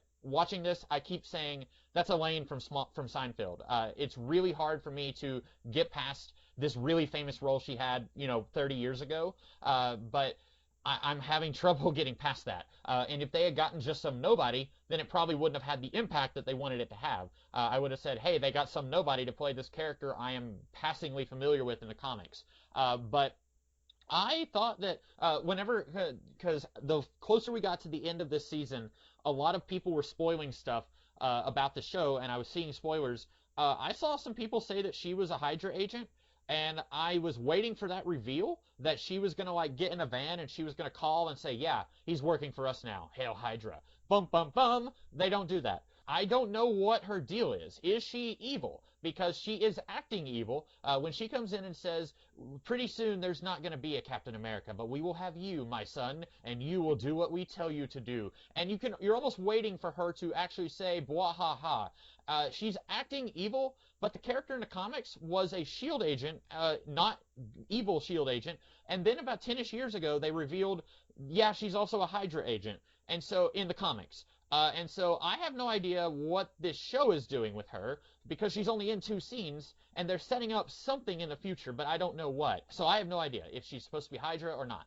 So I think Julia Louis-Dreyfus's character is my new most hated character in the MCU. Wow. I remember when her first scene happened. I never do this when I'm watching a movie or a TV show. I actually had to pause it so that my roommates and I could just like take a second to acknowledge how awful the scene was. It is like amateur comedy hour starring one of the most like famous like TV comics ever. It was like almost like existentially sad. Like it was like bewildering to me. Like I think like the comedy she is like parroting is some of the like least funny jokes I've like heard, and it's because it's like middle school humor. Call me Val, but don't call me Val. Okay, then why did you say that? Like you know what I mean? And then like it opens with her just like it's like this big reveal, like look it's Elaine from Seinfeld, and then so it's like okay, just say things, and then so she just starts rambling nonsense for like 45 seconds, and none of it's funny, and it's like supposed to like give her personality, but it just makes her look like an idiot, like this like weird person who like nobody would in the right mind ever trust. Like why would John Walker ever like think, oh yeah, that's a good investment to call her? And then like later when she's like talking like maybe it's almost like I planned this whole thing out. I'm just kidding, or am I? And or maybe not. But maybe. I'm like, I remember people pulling that routine when I was in 6th grade. It wasn't funny when I was like 12, and it's still not funny. Like it's just, God, that her scenes were like pulling teeth, and it's very difficult to describe the agony of watching that beyond it's not funny to me. Yes, I couldn't have said it better myself. And again, this feels like WandaVision. You know how WandaVision, we kept asking questions like, what happened to White Vision? Is he going to show up somewhere else? What happened with Agatha? She gets a brain wipe, but then she's acting like 1950s housewife, but then the force field is taken down. So now you've got a brain-wiped, dangerous sorceress just living in the real world, and that's probably going to blow up in their face. What's going to happen with that plot thread? What's going to happen with Wanda doing this thing out in the woods? Like, there's a whole lot of setup here, but we don't know what is being set up. At least in the movies, especially in the last few years, when something was set up, we had a pretty good idea what was being set up and where it was going. Okay, in Age of Ultron, we have Andy Serkis shows up, and then he loses his arm. And we all knew at that point that we were going to be getting a Black Panther movie. And then Andy Serkis shows up in a Black Panther movie. And okay, we know where that's going. A lot of people, myself included once upon a time, we complained about this setting stuff up kind of aspect of the MCU. But at least when we had the movies, when this was happening, we could see what was happening, and we knew, okay, this is going to be explained later. And for the most part, most of the movies would tie everything up at the end, and you would get one post-credit scene that would say, like, okay, here's a little bit of a tease for what's next. But with this, like, in the last episode, there's, I poo you not, about 10 minutes of here's some extra stuff that's going to happen for later on. And I'm like, but when are we going to get this extra stuff? Like, it means nothing if you're never going to follow up on any of this. And I guess she is supposed to be like, we're going to follow up on this later, but her 2 scenes, she only has those 2 scenes. And so I don't know what's going on here. I don't know if she's an agent of Hydra, and even if she is, I don't care, because like you, I don't like her character. I don't think she's funny here. I do think she's funny elsewhere, but here it's just not working, and I feel bad because this kind of reminds me of the end of Iron Fist Season 1 on Netflix, and I don't remember how far you got with the Netflix shows. I don't want to spoil anything if you do want to go back to those. I did finish the first season of Iron Fist. Okay, so at the end of Iron Fist season 1, you know how Danny's girlfriend, or not girlfriend, but his longtime friend, I can't remember her name, the businesswoman, she's like, look, I know that my dad was evil, but I'm still upset at Danny for killing him. And then she goes and forms an alliance with Davos, and it's like, okay, I get it, but the like you had this destination you were going to, but it does not make any sense how you got there. And that's kind of what's going on with John Walker, where they had this destination where they wanted him to be serving people who are nefarious in some way. But then, like you and I have both said, we kind of like this character, and I don't want to see him working for the bad guys. And I hope if we do get more with him, that he is going to figure out that the means that he is serving are not good, and he needs to break away from that. That's what I hope they do. I don't want to see him be a tool for the bad guys, but this is starting to get on my nerves with these Disney Plus shows where they are still in the MCU model of we have to tease stuff for later, but then we don't know where all this is going to get picked up or if it's going to get picked up. At least with WandaVision, I had heard that Wanda was going to show up in Doctor Strange in the Multiverse of Madness. And then I just found out today that there is going to be a Captain America 4. I did not know that. And so, yeah, that's great that we're going to get some more stuff with this, but is it going to pick up with any of these pieces? Are we going to get Sharon and, I don't know, Isaiah Bradley? Is he going to be there? Is John Walker going to be there? I don't know. Or is it going to be pretty much here's Sam, he's Captain America now, but if you don't have Disney Plus, you can basically watch this and not need to watch the show. And I'd be fine with that too, because, there are people out there who don't have Disney Plus, and they might want to go to the theater and watch a Captain America movie with these guys. But I don't know. I was just kind of like, very puzzled by her character here. Yes, it's one of those things where setting something up for future, but now I am less inclined to want to check out that future thing because I didn't like the way you set her up. You probably will want to talk about Isaiah Bradley. I don't have any notes on him, but I liked everything with Isaiah. I think the Isaiah Bradley stuff is pretty much the only thing in this television show that I can say I enjoyed without an asterisk. I think that Isaiah Bradley, like, him being like opening up about his history and kind of talking about the continued oppression of Black people, about history specifically in like World War II, like the Tuskegee Airmen were mishandled when they were finished fighting, and how there are allusions here to like the Tuskegee syphilis experiments with Isaiah Bradley. There's like allusions to like a lot of, he's kind of like this sort of Marvel Cinematic Universe catch-all for these kind of hidden dark secrets that the government and industries in the U.S. have exploited from Black people. And so him talking about his anger and frustration and all the years taken away from him at the hands of the country, those were like powerful. And Anthony Mackie, the way he was able to play off of that and try to come to terms with that history and trying to like make good on what is now happening and trying to like maybe in a way sort of redeem or remedy what has happened in the past. I found that to be a very compelling angle, and I wish there was more of it. Yeah, a lot of that. There is some comic book stuff that establishes a lot of this. Unfortunately, I have not read it. There was a miniseries in the early 2000s called Truth, Red, White, and Black that established, I believe, the character of Isaiah Bradley, although it was a little different because in the comics, he was a prototype to Steve Rogers. I haven't read it because, as far as I know, it's never been collected in trade. I prefer to buy my comics in trade paperbacks, and I don't think that's ever been acknowledged after that miniseries came out in the early 2000s. But now that it's a big part of Falcon and Winter Soldier, maybe they'll put it out in trade. I don't know. But there was a character, Isaiah. He was a World War II vet who came before Cap. Basically, they were just wanting to see if the serum worked, and then they wanted to use it on a white guy who would be their mascot. But their character in the comics who is his son, I believe, who is a Vietnam veteran, and then he had a grandson who is in this show, and he was in the Young Avengers. And so there's a lot of I won't say deep pool Marvel references here, but some stuff that I was kind of surprised to see, and I like that. I like that To be honest, I was expecting this show to be more about race, because I remember when on Twitter everyone was kind of very heatedly debating they will never let a black guy be Captain America, and there were people saying, well, what about Rhodey? He's a black Iron Man, and It's not the same thing at all. not the same thing because of 1,000 reasons.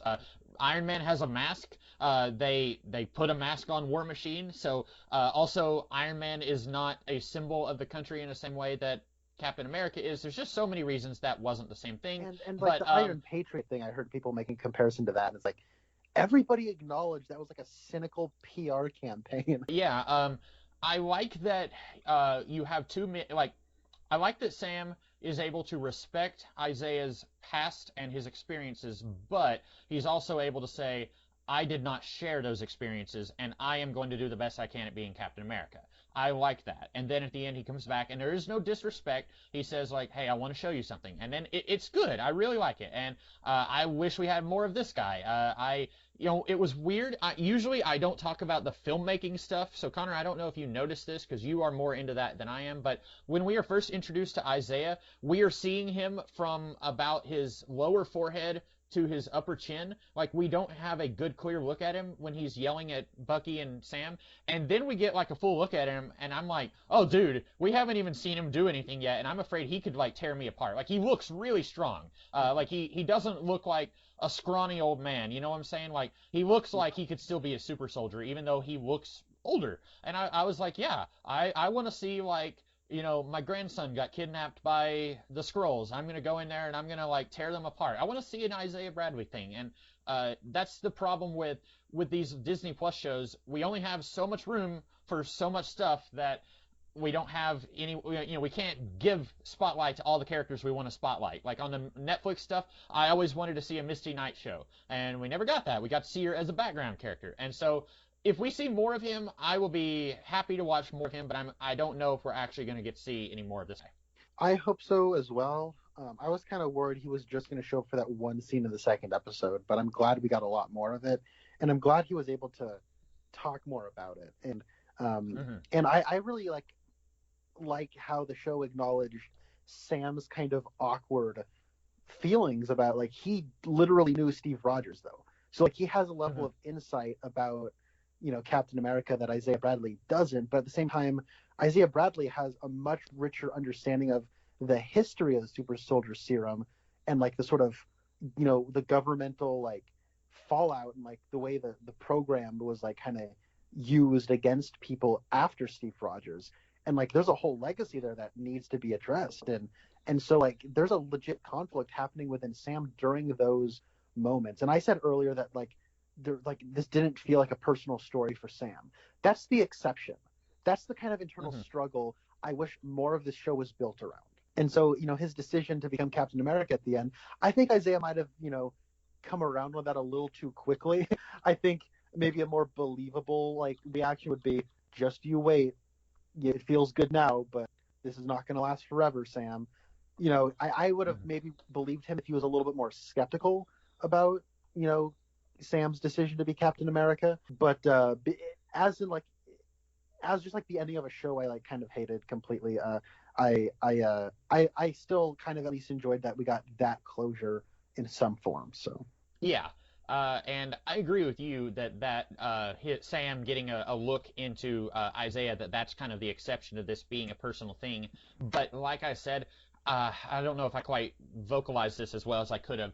Outside of, there's that one scene, there's a couple of scenes where he's talking to Isaiah towards the end. Other than that, I don't feel like we get to see enough of Sam talking about his experiences as a black man. He says at one point, I'm a black man from the South, what am I not understanding? But he doesn't talk about that a lot, and I think that's one of those things where if he did talk about it more, people would complain about it. People who say, keep your politics out of my superhero stories. Captain America punched Hitler in 1940 on the cover of Captain America issue 1, but comic books used to not be political. And so people would say that, but the show doesn't want to offend those people, and so they don't want Sam talking about race as much as I thought they were going to. And I still, there are parts of this show, we're being really hard on it, but there are some parts of the show that I do like. And so I'm not going to dog on them for not doing more with that. We haven't seen a whole lot of that in the MCU. Luke Cage tried to do it, and I don't want to just dogpile on the Marvel Netflix stuff, but I don't think Luke Cage, the show, did as much with that as they thought they did. And it's been a while since I've watched any of that, so I can't fully comment on it, but I was expecting to see more of that than what we did. Yeah, and I want to acknowledge that I like what this show is trying to be about. I like what the show wants to be about. My issue is that I like none of the execution, and I think that even Sam's big ending monologue that he has with the senator was ridiculous and kind of embarrassing, where the general ethics and virtues that he's espousing are kind of positive notions, and they're well meaning, but then when it comes to actually talking about it, it's weird because the show acknowledges his ignorance and then says it's a good thing, and it's just a weird moment where he says Falcon is engaging in a conversation with the senators, and he says, hey, there are a bunch of people who are being displaced and they have no place to go except for these crummy resettlement camps, and that's not a good thing. And then the senator says, well, what would you have us do, Falcon? Or sorry, Captain America. We what if you came home to your house, your family home, and all of a sudden there's a bunch of different people living there? And then Falcon has I don't know if he has a look on his face where he says oh, that's a good point. He didn't even consider that. But then the senator says, with all due respect, Sam Wilson, this is not your jurisdiction, and it's a very difficult situation that you don't really know anything about. And then he says, you're right. And then he continues to lecture in platitudes about things like, you know what, you're right. I'm basically completely ignorant to this situation, but that doesn't matter because my heart's in the right place. and he's Senator, we just need to have the conversation. It's no, you're having the conversation right now, and you're just stepping back from it. And it's just you having platitude, virtue ethic discussions about it. You know what I mean? And so it was really irritating that's kind of the note it goes out on, because whenever Sam wants to talk about seeing the other side of the coin and trying to understand everybody in the situation, yeah, Sam would be a really good Captain America. And then it's you have scenes like that which just kind of bungle the whole thing, and it makes me really sad about it. So yeah. And it's going to be really difficult to talk about that end scene until I talk about the Flag Smashers a little bit, so I'll wait on that. But I think I agree with you that scene, I kind of see what they were going for. They wanted a Captain America-style rousing speech of we can all do better. Kind of like at the end of The Winter Soldier when Steve is on the intercom. He says, I don't know if any of you are going to join me, but I hope you will. I think you will. And it's yeah, that makes me want to go up and fight for Captain America. Even though I know he's a fictional character, it makes me want to get out there and punch some evil Hydra people. And then this wants to kind of pick that up and kind of do the same thing, but through the lens of how Sam would do and say it. But I think it drops the ball, much like the other ball this show picks up. I think it drops it, but I kind of sort of could see what they were doing. Again, I think it'll be, once we get to the Flag Smasher stuff, I can get more into that. But do you want to talk about Sharon next, or do you want to talk about the Flag Smashers? Because that's all I have left is those two. Well, Sharon is only relevant in the context of the Flag Smashers. So let's get into her. I think it won't take up a whole lot of time to talk about her, so I guess we can talk about Sharon. Okay, so spoilers, but Sharon, so she's introduced in the island nation of Madripoor, and I will say, as an X-Men fan, I was kind of excited to see Madripoor. That's a big X-Men thing. It's less Asian than I expected it to be, because it's supposed to be an Asian nation, and I will say there was a mixture, there were quite a few black people there were quite a few white people, not a whole lot of Asian people, though, and so I don't know if that was intentional or if that was just an oopsie, but I like hearing the word Madripoor. I was oh, cool, maybe we'll see a guy with an eye patch over here at a bar, and that's Wolverine, and that's our introduction to Wolverine in this show, but they're there, and then Zemo says, like, there's this guy called the Power Broker, and he's in charge of this big crime cartel. And then we find out at one point that the Power Broker has dealings with the Flag Smashers. And then we meet Sharon. She kills someone who's about to kill Sam. And by the way, I hated this scene. So they are dealing with this woman, and they're needing some information on somebody that they can find. And then Sam's phone rings, and the woman is like suddenly suspicious because apparently criminals don't have phones that ring. So then she has her person point a gun at Sam, and she says, because they're pretending to be criminals, and she says, answer the phone. Put it on speaker, or my person will kill you. And so he answers the phone, and it's his sister. And she says, we need to talk about this situation. And Sam is trying to stay in character. So in theory, what he should have said was, oh, the situation has already been taken care of. And then he just ominously hangs up the phone. And then he says, now, are we going to do this or what? That's how I would have handled that if I had a gun to my head. But instead, he knows that his sister's on the phone. He knows that she's wanting to talk about the boat. And so then he says, I need you to be very specific. What situation are you talking about?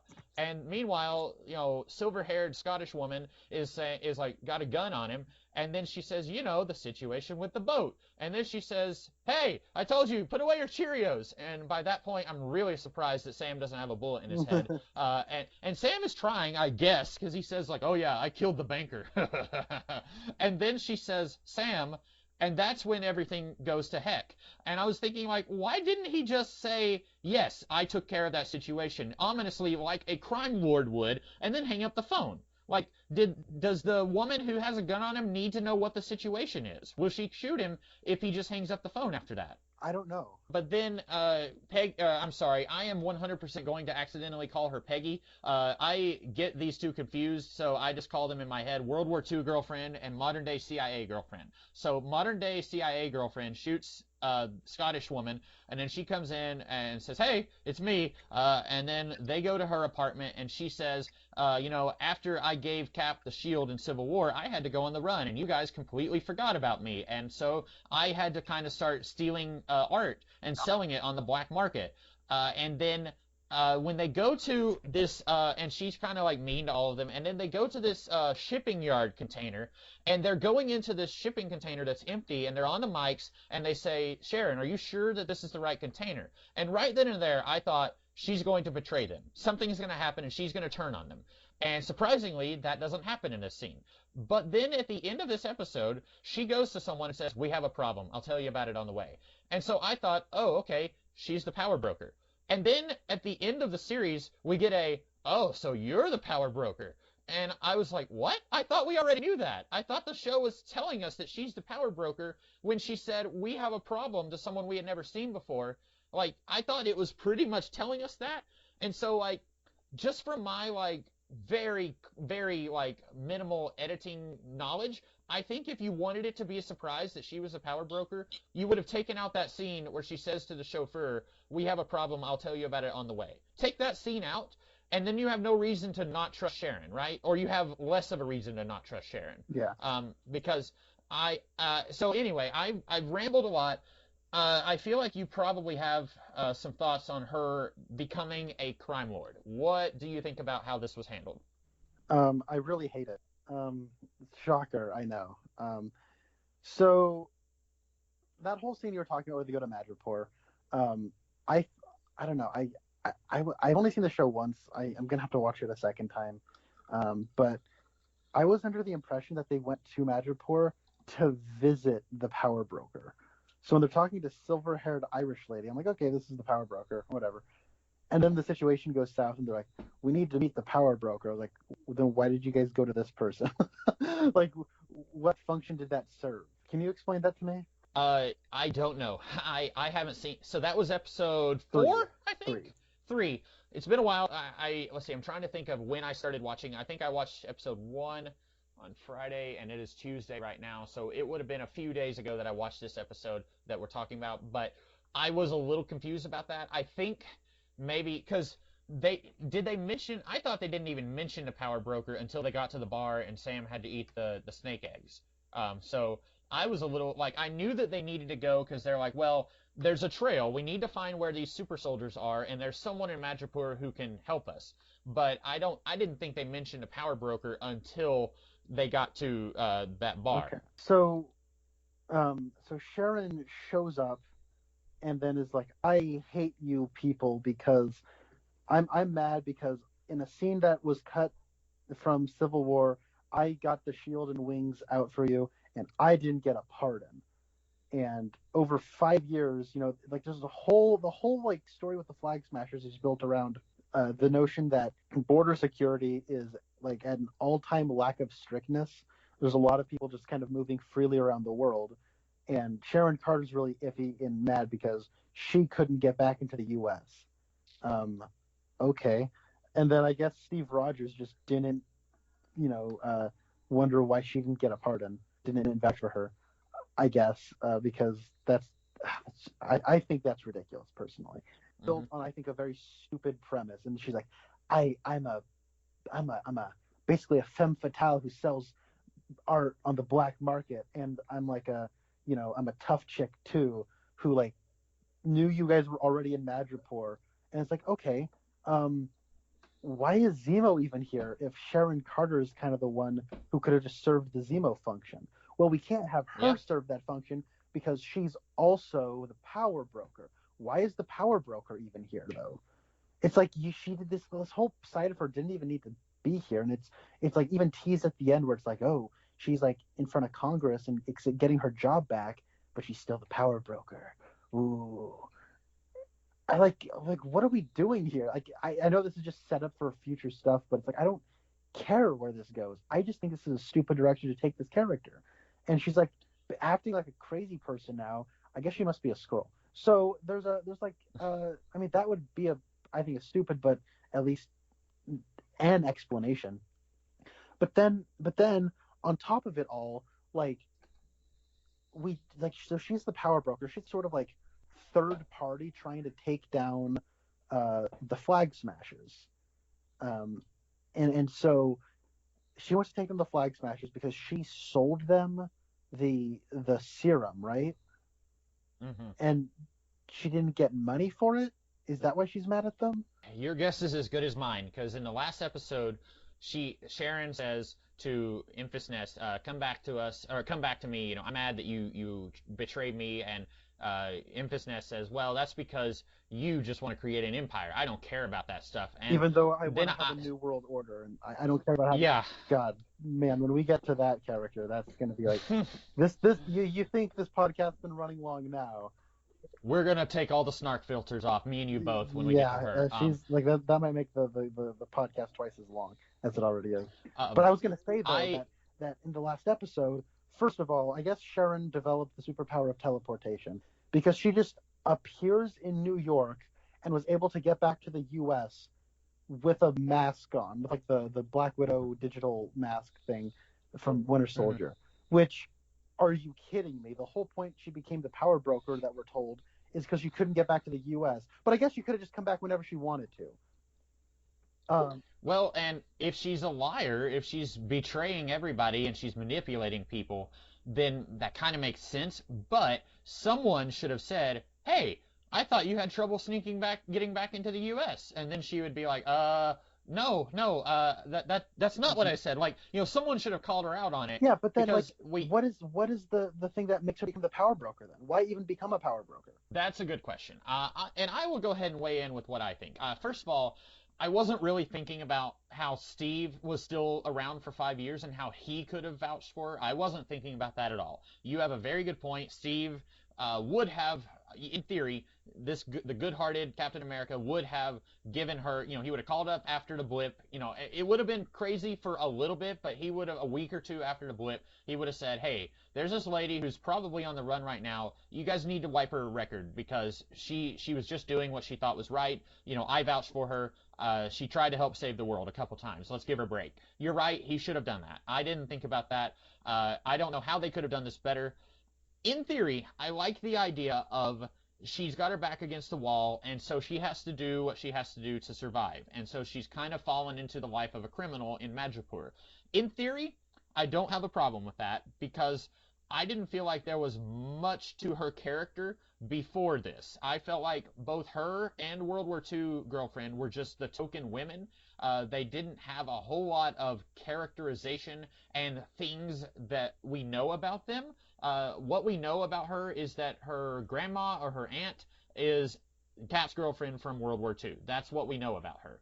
She works for S.H.I.E.L.D. or the CIA, depending on what movie you're in. And then that's all we know. And so I was okay with, okay, she is kind of slipping into morally gray. Like, Cap is like firmly on, like, this is what we do. We do things correct. He has this whole dichotomy with Nick Fury in Winter Soldier, like, we can't be doing things that are morally gray. We have to, be better than that. And Nick Fury, he's not a bad guy, but he is willing to do some bad things for good reasons. That's kind of his characterization over the course of these movies, specifically in Winter Soldier. And so I thought we were going to see this character of Sharon kind of slip into that, where she says, like, I'm still a good guy, but I'm kind of doing some bad things now. I'm going to create this persona of the power broker, and then we're going to be like a underground version of what S.H.I.E.L.D. used to be. And we're going to, like, my employees are going to go around and they're going to stamp out criminal elements, and it's going to look like I'm a crime lord, but really I'm just trying to reestablish order. And I'm trying to do what the Avengers do. I'm just doing it in a more low-key way. I thought that was what they were going to do with her, where she's going to have, like, she's manipulating things and she's lying to Sam and Bucky, but she's doing it for what she thinks is a good reason. That is what I thought they were doing. But then when she gets the pardon, she leaves the Capitol building, and then she comes out and she makes a phone call and says, now we can sell government secrets, and we can make lots of money, bwahaha. And I was like, oh no, I thought you guys were going in a kind of interesting direction with her. Maybe you liked her more than I did. I didn't dislike her. I didn't dislike the actress, but I just didn't think there was anything going on with the character before this. And I thought for a second that they were going to do something with her, and now it just looks like she's just a bad guy now, and I don't really get that. Well, again, it just goes back to my thing of, if I'm Steve Rogers, I would just look in the mirror and wonder what I even accomplished. Mm-hmm. Like, the second you take Steve Rogers out of these people's life, it's like they lived a codependent life on them, on him, and so they're just now all of a sudden, without Steve Rogers around, they're just full of insecurity and self-doubt, and without him, it's like they have nothing to validate their existence, so they're just like terrible people now. It's just weird, specifically with her. Yeah, I don't know. I think that, and then by the time you get to the end of it, she kills Carly Morgenthau, and it's hilarious. By the way, I just need to dish on some bad dialogue in the show, because there's a lot of it. This is a show that in 2021, like, actually used the phrase, "I will end you," as a serious threat. No. That is what, like, sitcoms characters say when they want to threaten somebody, and it's supposed to be funny. And then also, I'm surprised we didn't get "We're not so different, you and I." That's another one. We get something basically similar to that when Carly calls Sam's sister. It's like, "You kind of remind me of myself," or something like that, and it's like, what? No, don't do this. Like, my brother. Carly. What's that? Carly says, "I also had a boat that I wanted to sell, and my brother wouldn't let me." My brother and I, like when she was like, "You kind of remind me of myself," like, we just, like, busted a gut laughing. Like, we could not contain ourselves at that point. And we were watching that with, like, other friends too, and it was really awkward after that, because everybody was just kind of, like, watching it in silence, and then we just, like, started laughing a lot. And apparently it's, like, freaked somebody out, because they were, like, almost falling asleep, and it jolted them awake. Oh yeah, another bad dialogue. The great, basically, Erin Kellyman, Enfys Nest, Carly Morgenthau, whatever you want to call her. She basically starts talking like a DCEU character, where she's like, "Stay down. If I wanted it, you'd be dead already." And then, what's his face? Falcon's like, "No." I mean, that's just great. I don't want to hear anybody complain about Dark Knight Rises ever again. like seriously, after that finale of just, like, dumb action, the big dumb ending happens, and the dialogue is just so corny. And there's, like, that part where it's like, "Fight back, come on, fight back," and it reminded me of that part from Man of Steel where the terrible bully actor is like, "Come on, Ken, fight back." So it was really great. And then there's also a part where what's his face, Anthony Mackie references the great Will Smith in Suicide Squad when he asks, "Where does it end?" It reminded me of that line from Suicide Squad where Will Smith says, "Where does it end, Flag?" So anyway, I'm just saying this deserves all the Emmys for writing, based solely on the dialogue. Also, John Walker, when he was at trial and he said, you guys made me. I'm a soldier. I was thinking about a Flag. I'm a soldier. That's my favorite bit of dialogue from Suicide Squad. Okay, so I guess we've already been tiptoeing around. Let's go ahead and get into my notes on Carly Morgenthau, who I've been calling Memphis Ness. Here's my note. Ah! Okay. Here's the thing. This show cannot decide what it is doing with this character, and I hate her so much, and I want every other character to shoot her multiple times in the face. There's one part where both Sharon and Carly had their guns pointed at each other, and I was by myself, and I said out loud, "Shoot her in the face!" And obviously the show couldn't hear me, but this is like if Magneto was an incredibly idiotic kid who didn't know what he was doing, handled by people trying to tell a story who don't know what they are doing. I am not even joking. I'm about to ask you a question, and I don't know if you're going to be able to answer this. Okay, so she tells us at one point, she tells someone, the governments of the world only care about the people who came back from the blip and not the people who were here the whole time. But when that woman, it's either her grandma or her aunt or her adopted, mama figure, when she is dying, she is at a displaced people relocation camp, right? People who came back from the blip are living in these squalid conditions in these camps. So was she the victim of the blip, or was she here the whole time and she feels betrayed because the government stopped caring about her and started putting resources into victims of the blip? I don't know. Okay, because the show doesn't know either. Because she says, people don't care about us, they care about the victims of the blip. But then every time we see these guys, they're hanging out in these blip people relocation camps. And yeah, I'm confused. I'm really confused. And like at one point, Sam and his sister go to get a bank loan, and they are denied a bank loan. And I thought, oh, this is where we're going to get some, it's going to be a Boogie Nights-esque, like, you can't do this to me, like, it's that, but I thought it was going to be, is it because I'm black? Like, I thought they were going to be getting into the race thing, and they didn't. It's like, no, it's not because you're black, it's because you were part of the blip. Even though Sam's sister was not part of the blip, she should have been, okay, you kick him out of the bank, and then she can try again. Like, well, I wasn't part of the blip. So now we are being told by Carly that the governments of the world only care about the victims of the blip, the people who are blipped away, which is Sam. But then Sam, at the bank, trying to get a bank loan, we are told, I'm sorry, we can't do anything. We had to change the rules. If you were part of the blip, then we can't give you a bank loan. Okay, which is it, black or white? Because right now, this show cannot decide. It is literally flip a coin, and maybe a character's motivation is completely different now. I do not know what's going on with this character. Is she a sadistic psychopath who enjoys killing people? Like when she smiles after she tells John that his dead friend didn't matter? Go watch that scene in the last episode, and she says, I didn't mean to kill your friend. I don't care about people who don't matter. And then John gets mad, and then she has this, like, evil Grinch grin when she puts on her mask. And I'm like, are you kidding me? Is she, like, worse than the Joker? But then we have, like, she's, like, looking really sad whenever, like, she sees Captain John Walker kill her friend.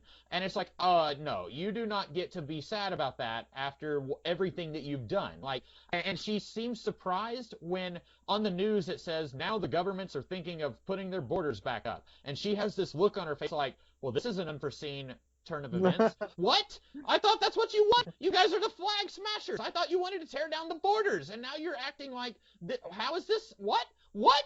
I'm confused. I don't understand anything about this character. I hate this actress. I'm sorry. Maybe she's good. I didn't like her in Solo because I didn't understand what that movie was doing with her. I really don't like her here.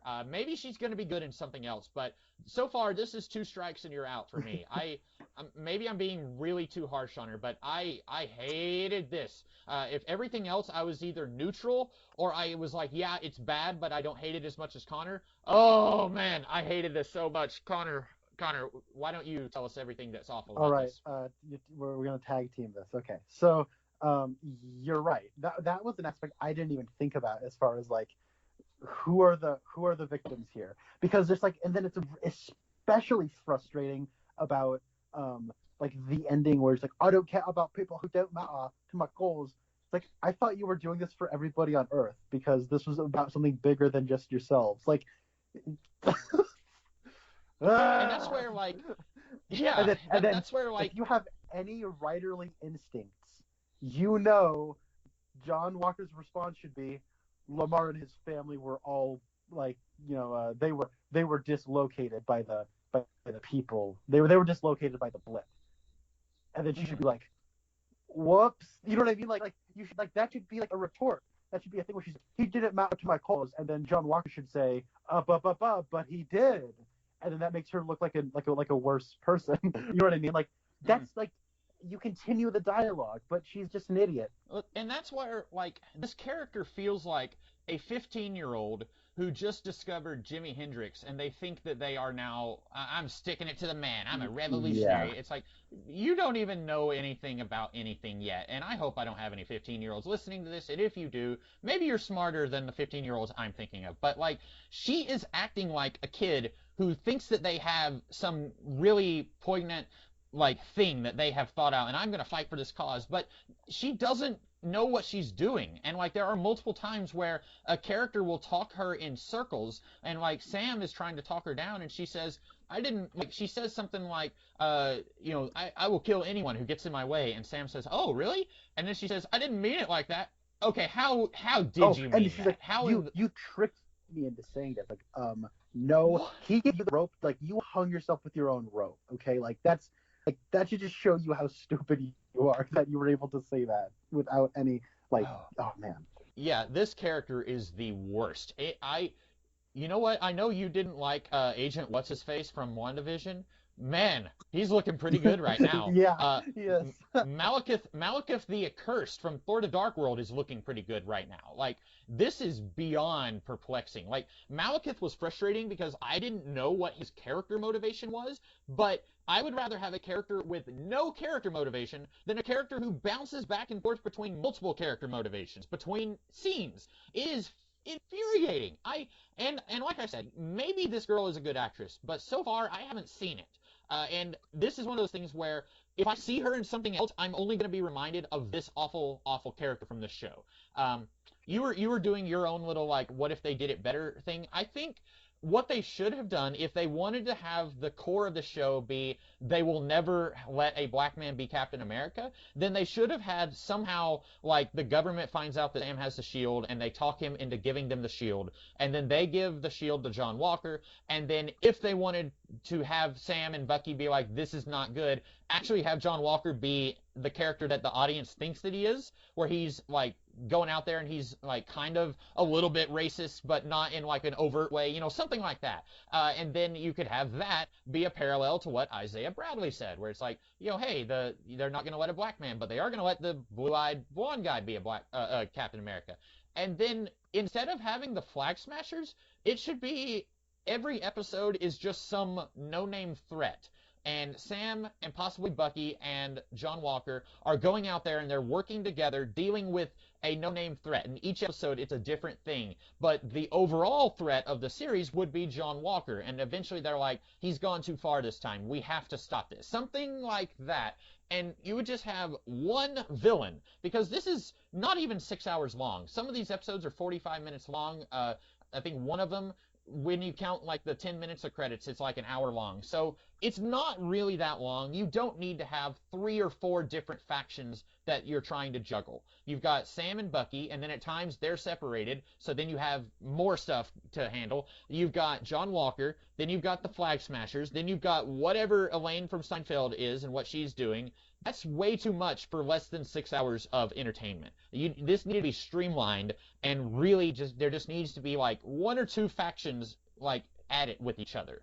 That's a really good fix idea, and it gets rid of the Flag Smashers, which are the worst thing about it. So another thing about the Flag Smashers, I just want to like make fun of them some more because I hate them. I like how like Scientist Man, who reminds me of Jesse Eisenberg from Batman v Superman, he basically says, I created a new strain of the super soldier serum that is very convenient for casting directors, so they don't need to cast very athletic, in-shape people. They can cast soccer moms.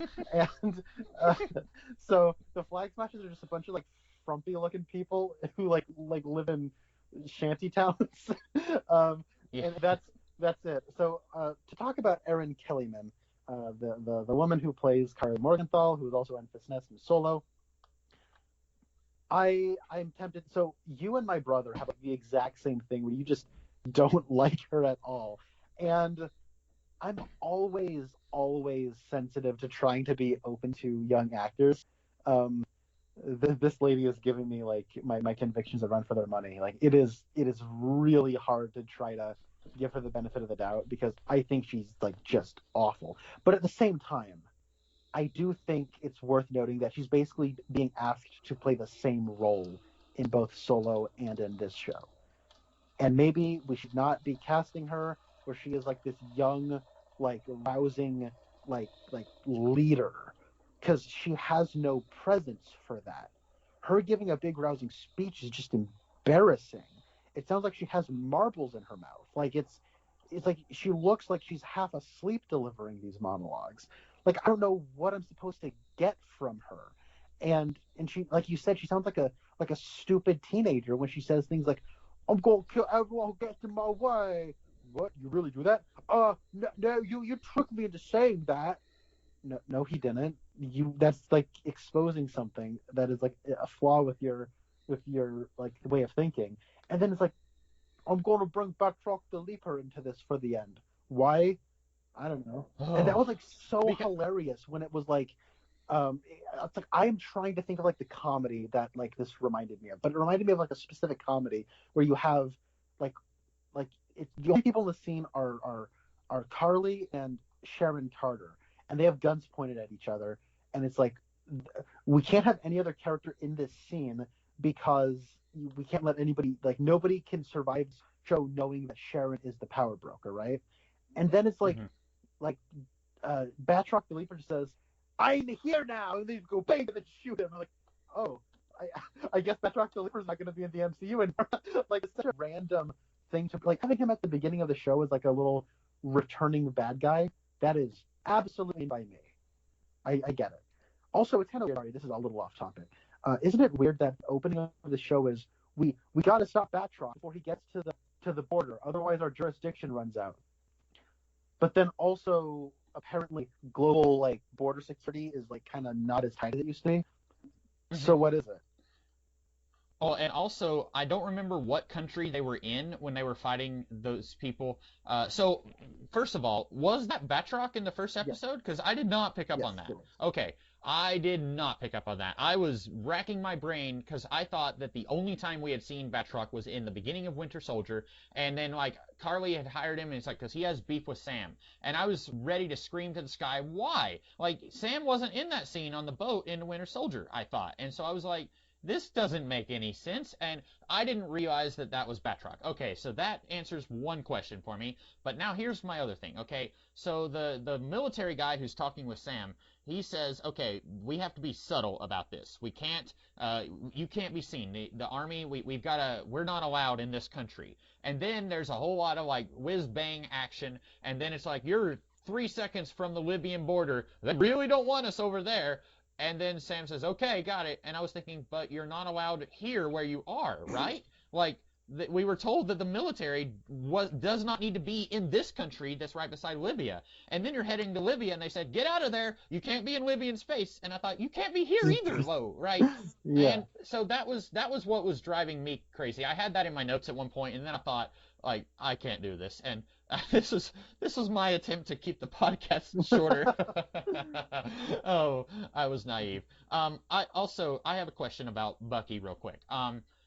I did not know that he was a super soldier. I thought he was just regular man with a cyborg arm. Because, as I understand it, it's been a little while since I've seen the first Avenger. Steve gets super soldiered, and then Erskine gets shot, right? And so then it's just him and Red Skull, who are the only super soldiers left. And then Red Skull gets zapped into space by the Cosmic Cube.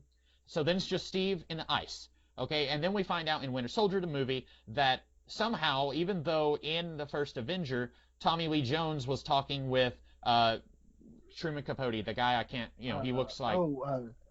Toby Jones. Yes.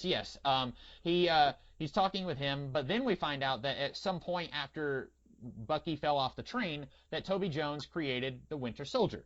But did he use super soldier serum? Because I didn't think that he did. I thought there was no more of that stuff left after after Erskine got killed. And this is the first time that I have heard that Bucky has some of that going on in him. I thought every time we see him do something super, he's using his cyborg arm. So I thought he was really fit, handsome man with a robot arm. And the reason he was still young is because he was on suspended animation for such a long time. Yes. So now the show is saying, oh, and Bucky also is super soldier. What? Like I didn't know that. I guess the Russians just they had a Russian knockoff. Like, you know how we had astronauts and they had cosmonauts. It was a different kind of space race. It was a super soldier serum race in the 80s. Well, and I would be fine with that because in the comics, in the Ultimate Universe, they had something kind of like that where it's like every nation trying to have their own superpower because they were afraid, if the Americans have a whole bunch of superhumans, then what are we going to do? And so I'm okay with something like that existing, but then I need you to establish that 6 years ago when Bucky was introduced in the Winter Soldier movie. So yeah, that was something that kind of confused me a little bit. So it's like you have the big team up between John Walker and the Winter Soldier, and they coordinate. Because I guess one guy opened up the app that just tells you where all the flag smashers are, and then the other guy called the cops. That's how they took care of the flag smashers. That is so silly. I remember I was watching. I'm like, so wait, the flag smashers have an app that lets everyone know where they are at all times. They have an app, or they have the very high tech mechanism of going. And because at one point that's how Sharon lures Carly away. She's whistling like a bird, and apparently that's how you tell someone, "Hey, I'm one of you." And I could probably do that in Walmart, and someone would probably say, "That's the family whistle." So my niece is calling for me, and then they go in the frozen food aisle, and I'm right there, I've been expecting you. What you need a better system of calling out your compatriots. So I'm going to reference an episode of Best of the Worst right now, and you may or may not get it, but I'm just going to go for it. So whenever a flag smasher hears that whistle, that's a sign that says, we're flag smashers, and we're partying. Yes. So it's just hilarious that Batroc the Leaper shows up at the end just to fire some smoke grenades, and then just kind of pop out a corner to say, it's me, and then he gets shot. And it's like, why did you even bother including him in any of this? It was really, really silly. I'll be honest, I don't care about the character of Batroc. He is apparently something of a fan favorite for people who are bigger Captain America fans than I am. I've never understood the appeal. I thought it was more than fine that he was a throwaway character at the beginning of Winter Soldier. I didn't have to see him come back. I don't really understand what he's doing here. Is more of Carly says, well, we're fighting for a just cause, and he says, I don't care about your cause, I just want to kill the Falcon. And she says, oh, you will get your chance, my friend. And it's like, what? But I thought you two had kind of a, like, I respect my enemy thing going on. Like, she says, like, oh, I wouldn't have killed your sister even though I threatened to kill your sister. And then it's like, I'm going to hire this guy to kill Falcon. But, like, Falcon hasn't really done anything to her at that point. Like, honestly, you probably need to hire someone to help you take out John Walker, because he seems like he's more ready to take you guys down, like, stream style, than Sam is. So I don't understand why she's hiring Batroc. I don't know. And this is another thing that I was annoyed by with the Flag Smashers, is they are simultaneously a ragtag group of freedom fighters, a huge movement. Yeah. There's like 6 of them, right? With super soldier powers. And those are the main ones that we see. But then on the radio, we're hearing like, this is a huge movement that keeps growing. And up until the last episode, we have only seen one guy who gave them, like, here's some food that my wife made. And I don't remember what it was, but it sounded disgusting. And I would have said, are you trying to, like, if this is your way of showing appreciation, dude, I'm going to throw you out a window. I don't remember what the food was, but it sounded awful. Are you trying to poison the revolution? We'll throw you out a window. Then in the final episode, suddenly every security officer and police officer in New York City is suddenly like, Hail Hydra. It's like that, but it's like everyone is working for the Flag Smashers at this point. And I'm like, up until that point, there's this famous saying, show, don't tell. Show us that these guys are a massive movement. Have a scene in, like, episode 2 where Carly is giving a huge speech to, like, hundreds of people in this, auditorium somewhere. And then you can really get the sense of, like, oh, yeah, these guys are serious business. But we only ever see them when there's, like, 6 of them talking about how let's blow up these 3 security officers over here. Oh, okay, yeah, you guys are really threatening. Only 10,000 million more bombs to go and you'll get the entire planet. Also, I hated how in the first episode, Sam's friend in the military, he gets beat up by this guy, and he's telling Sam, this guy is the leader of the Flag Smashers. And I was saying, no, he's not. Don't do that to us. We all saw the trailer where Empress Ness menacingly puts on a mask, so we all knew that she was going to be the leader. And I saw one trailer for this show, and that was months ago, and I knew she was going to be the big villain of the series. I didn't think for a second that this other guy, who I don't even remember seeing his face in the first episode, I didn't think for 1 second he was going to be the leader. So I don't know why they thought, oh, we're going to pull the rug out from under him, and it's going to be this girl who's, 5 feet tall. We all knew that she was going to be the villain because we all saw the trailers. Here's a quick question. We're going back to Bucky and his maybe or maybe not super soldier-ness. I feel like he's nerfed quite a bit because he's like a super skilled assassin. You think there'd be like some muscle memory he'd retain from being like, I don't know, the Winter Soldier. Mm-hmm. So in the second episode, the whole big action scene is like, I think, really contrived to get started because it basically relies on Winter Soldier acting like a 5-year-old, where Sam's like, I just want to sit back and look at the situation and, see where they're going to go so I can know where their headquarters are. And that way, it's better than just going guns blazing the second you see them. And Winter Soldier's like, no, I'm going to go punch them.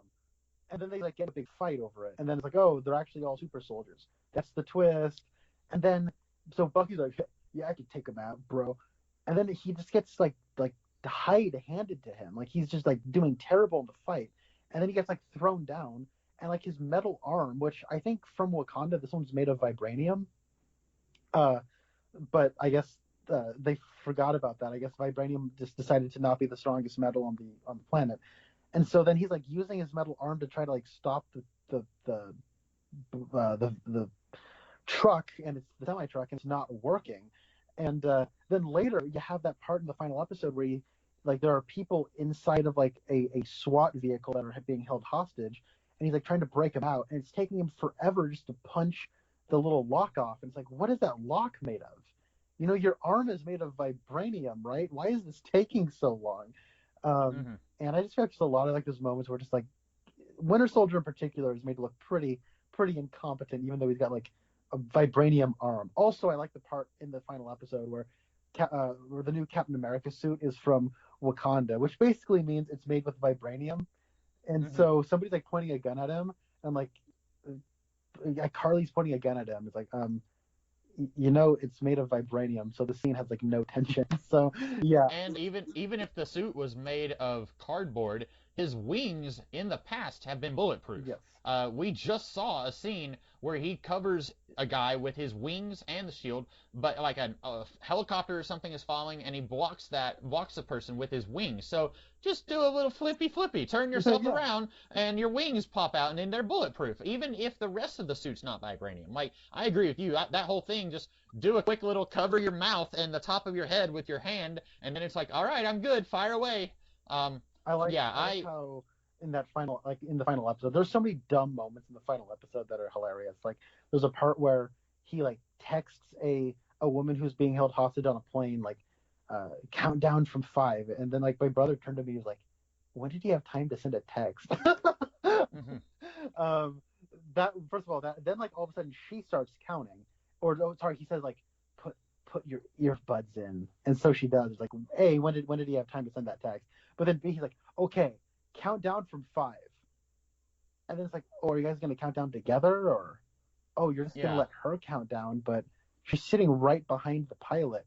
He might hear her and wonder what's going on. I guess you're just really lucky it all played out this way. Yeah. Also, I watched like all of the Saw movies in like the span of 2 days right before watching the finale of Falcon and the Winter Soldier.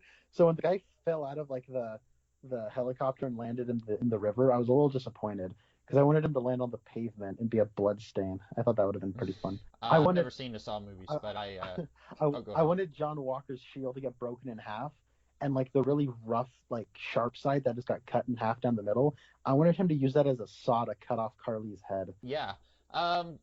I don't think I have anything else to say. I think I've pretty much kind of exhausted everything I had to say. I think this is going to make it sound like I hated this more than I did. I'm probably never going to watch it again. I with all these Disney Plus shows, when it ends up being even just 6 episodes, that's still a little too much. I very rarely watch ongoing TV shows. Like sometimes I'll go back and watch something. Sometimes I'll start and I'll be like, no, this is taking too long. Like with a movie, I can just say tonight, I could say I'm going to watch 300 and it's, 2 hours of my life and then I'm done. But with this, it's 6 hours and that's just almost too much of a commitment. So I still think I like this more than you did. I think I like the characters a little bit more than you. But I like most of this was, I had typed up almost all my notes before you and I started talking. And I think you and I basically had the same complaints about this. It definitely sounds like I hated it more than I did, but I still don't think it's great. And I learned that I didn't think anybody else could be Captain America until I met Carly Morgenthau. You know what? No one can be Captain America because they are not Steve Rogers. So yeah, who do they think they are otherwise? Yeah. So that's about all that we have here. Coming up on new releases, there's the Black Widow movie coming up at some point, and then there's the Loki show, which is apparently starting in June. So we'll probably talk about that when it's finished. I don't intend on watching the What If show. That just doesn't look very appealing to me. But that's one of those things. Like I feel like the What If comics have to try like 3 times harder than any other comic to make me care. And so I'm already kind of like, I don't know if I'm interested in What If the show. But that's about it that we've got here, and then that's kind of what we have looking forward to in the future. So I guess that's it. Unless you have any other final thoughts, Connor? No. Thank you guys for putting up. If you made it this far and you liked the show, good on you. I appreciate you putting up with specifically me and my snarkiness about what I thought to be a completely nonsensical and awful show. I think this is the worst thing in the MCU by like some distance. This is like the only thing in the MCU I think I like legit like hated. Wow. So even more than like Thor: The Dark World or Incredible Hulk? Yeah, I just think Thor: The Dark World is just kind of not very good. And I mean, I guess I'm a little easier on that than most people. I think like Incredible Hulk is just kind of mediocre. And I think that Iron Man 2 is bad, but I mean, geez, at least it has Scarlett Johansson with red hair taking her clothes off. Like, geez. I know that is the most pig-headed thing I could have said, but look, I'm a straight dude. At least give me something. And that at least gave me something. So Hey, at this point in Falcon and the Winter Soldier, Sam is shirtless, and Sharon walks by and says, "Yeah, looking good, Sam." And so the women can give just as good as the men can, and what's good enough for the goose is good enough for the gander, I think. yeah. Hey, if you Yeah. like that Anthony Mackie, he's a handsome guy. He's in good shape. So is Sebastian Stan. So good on him. They're handsome fellows. So good on them for that. And Wyatt Russell. Yeah.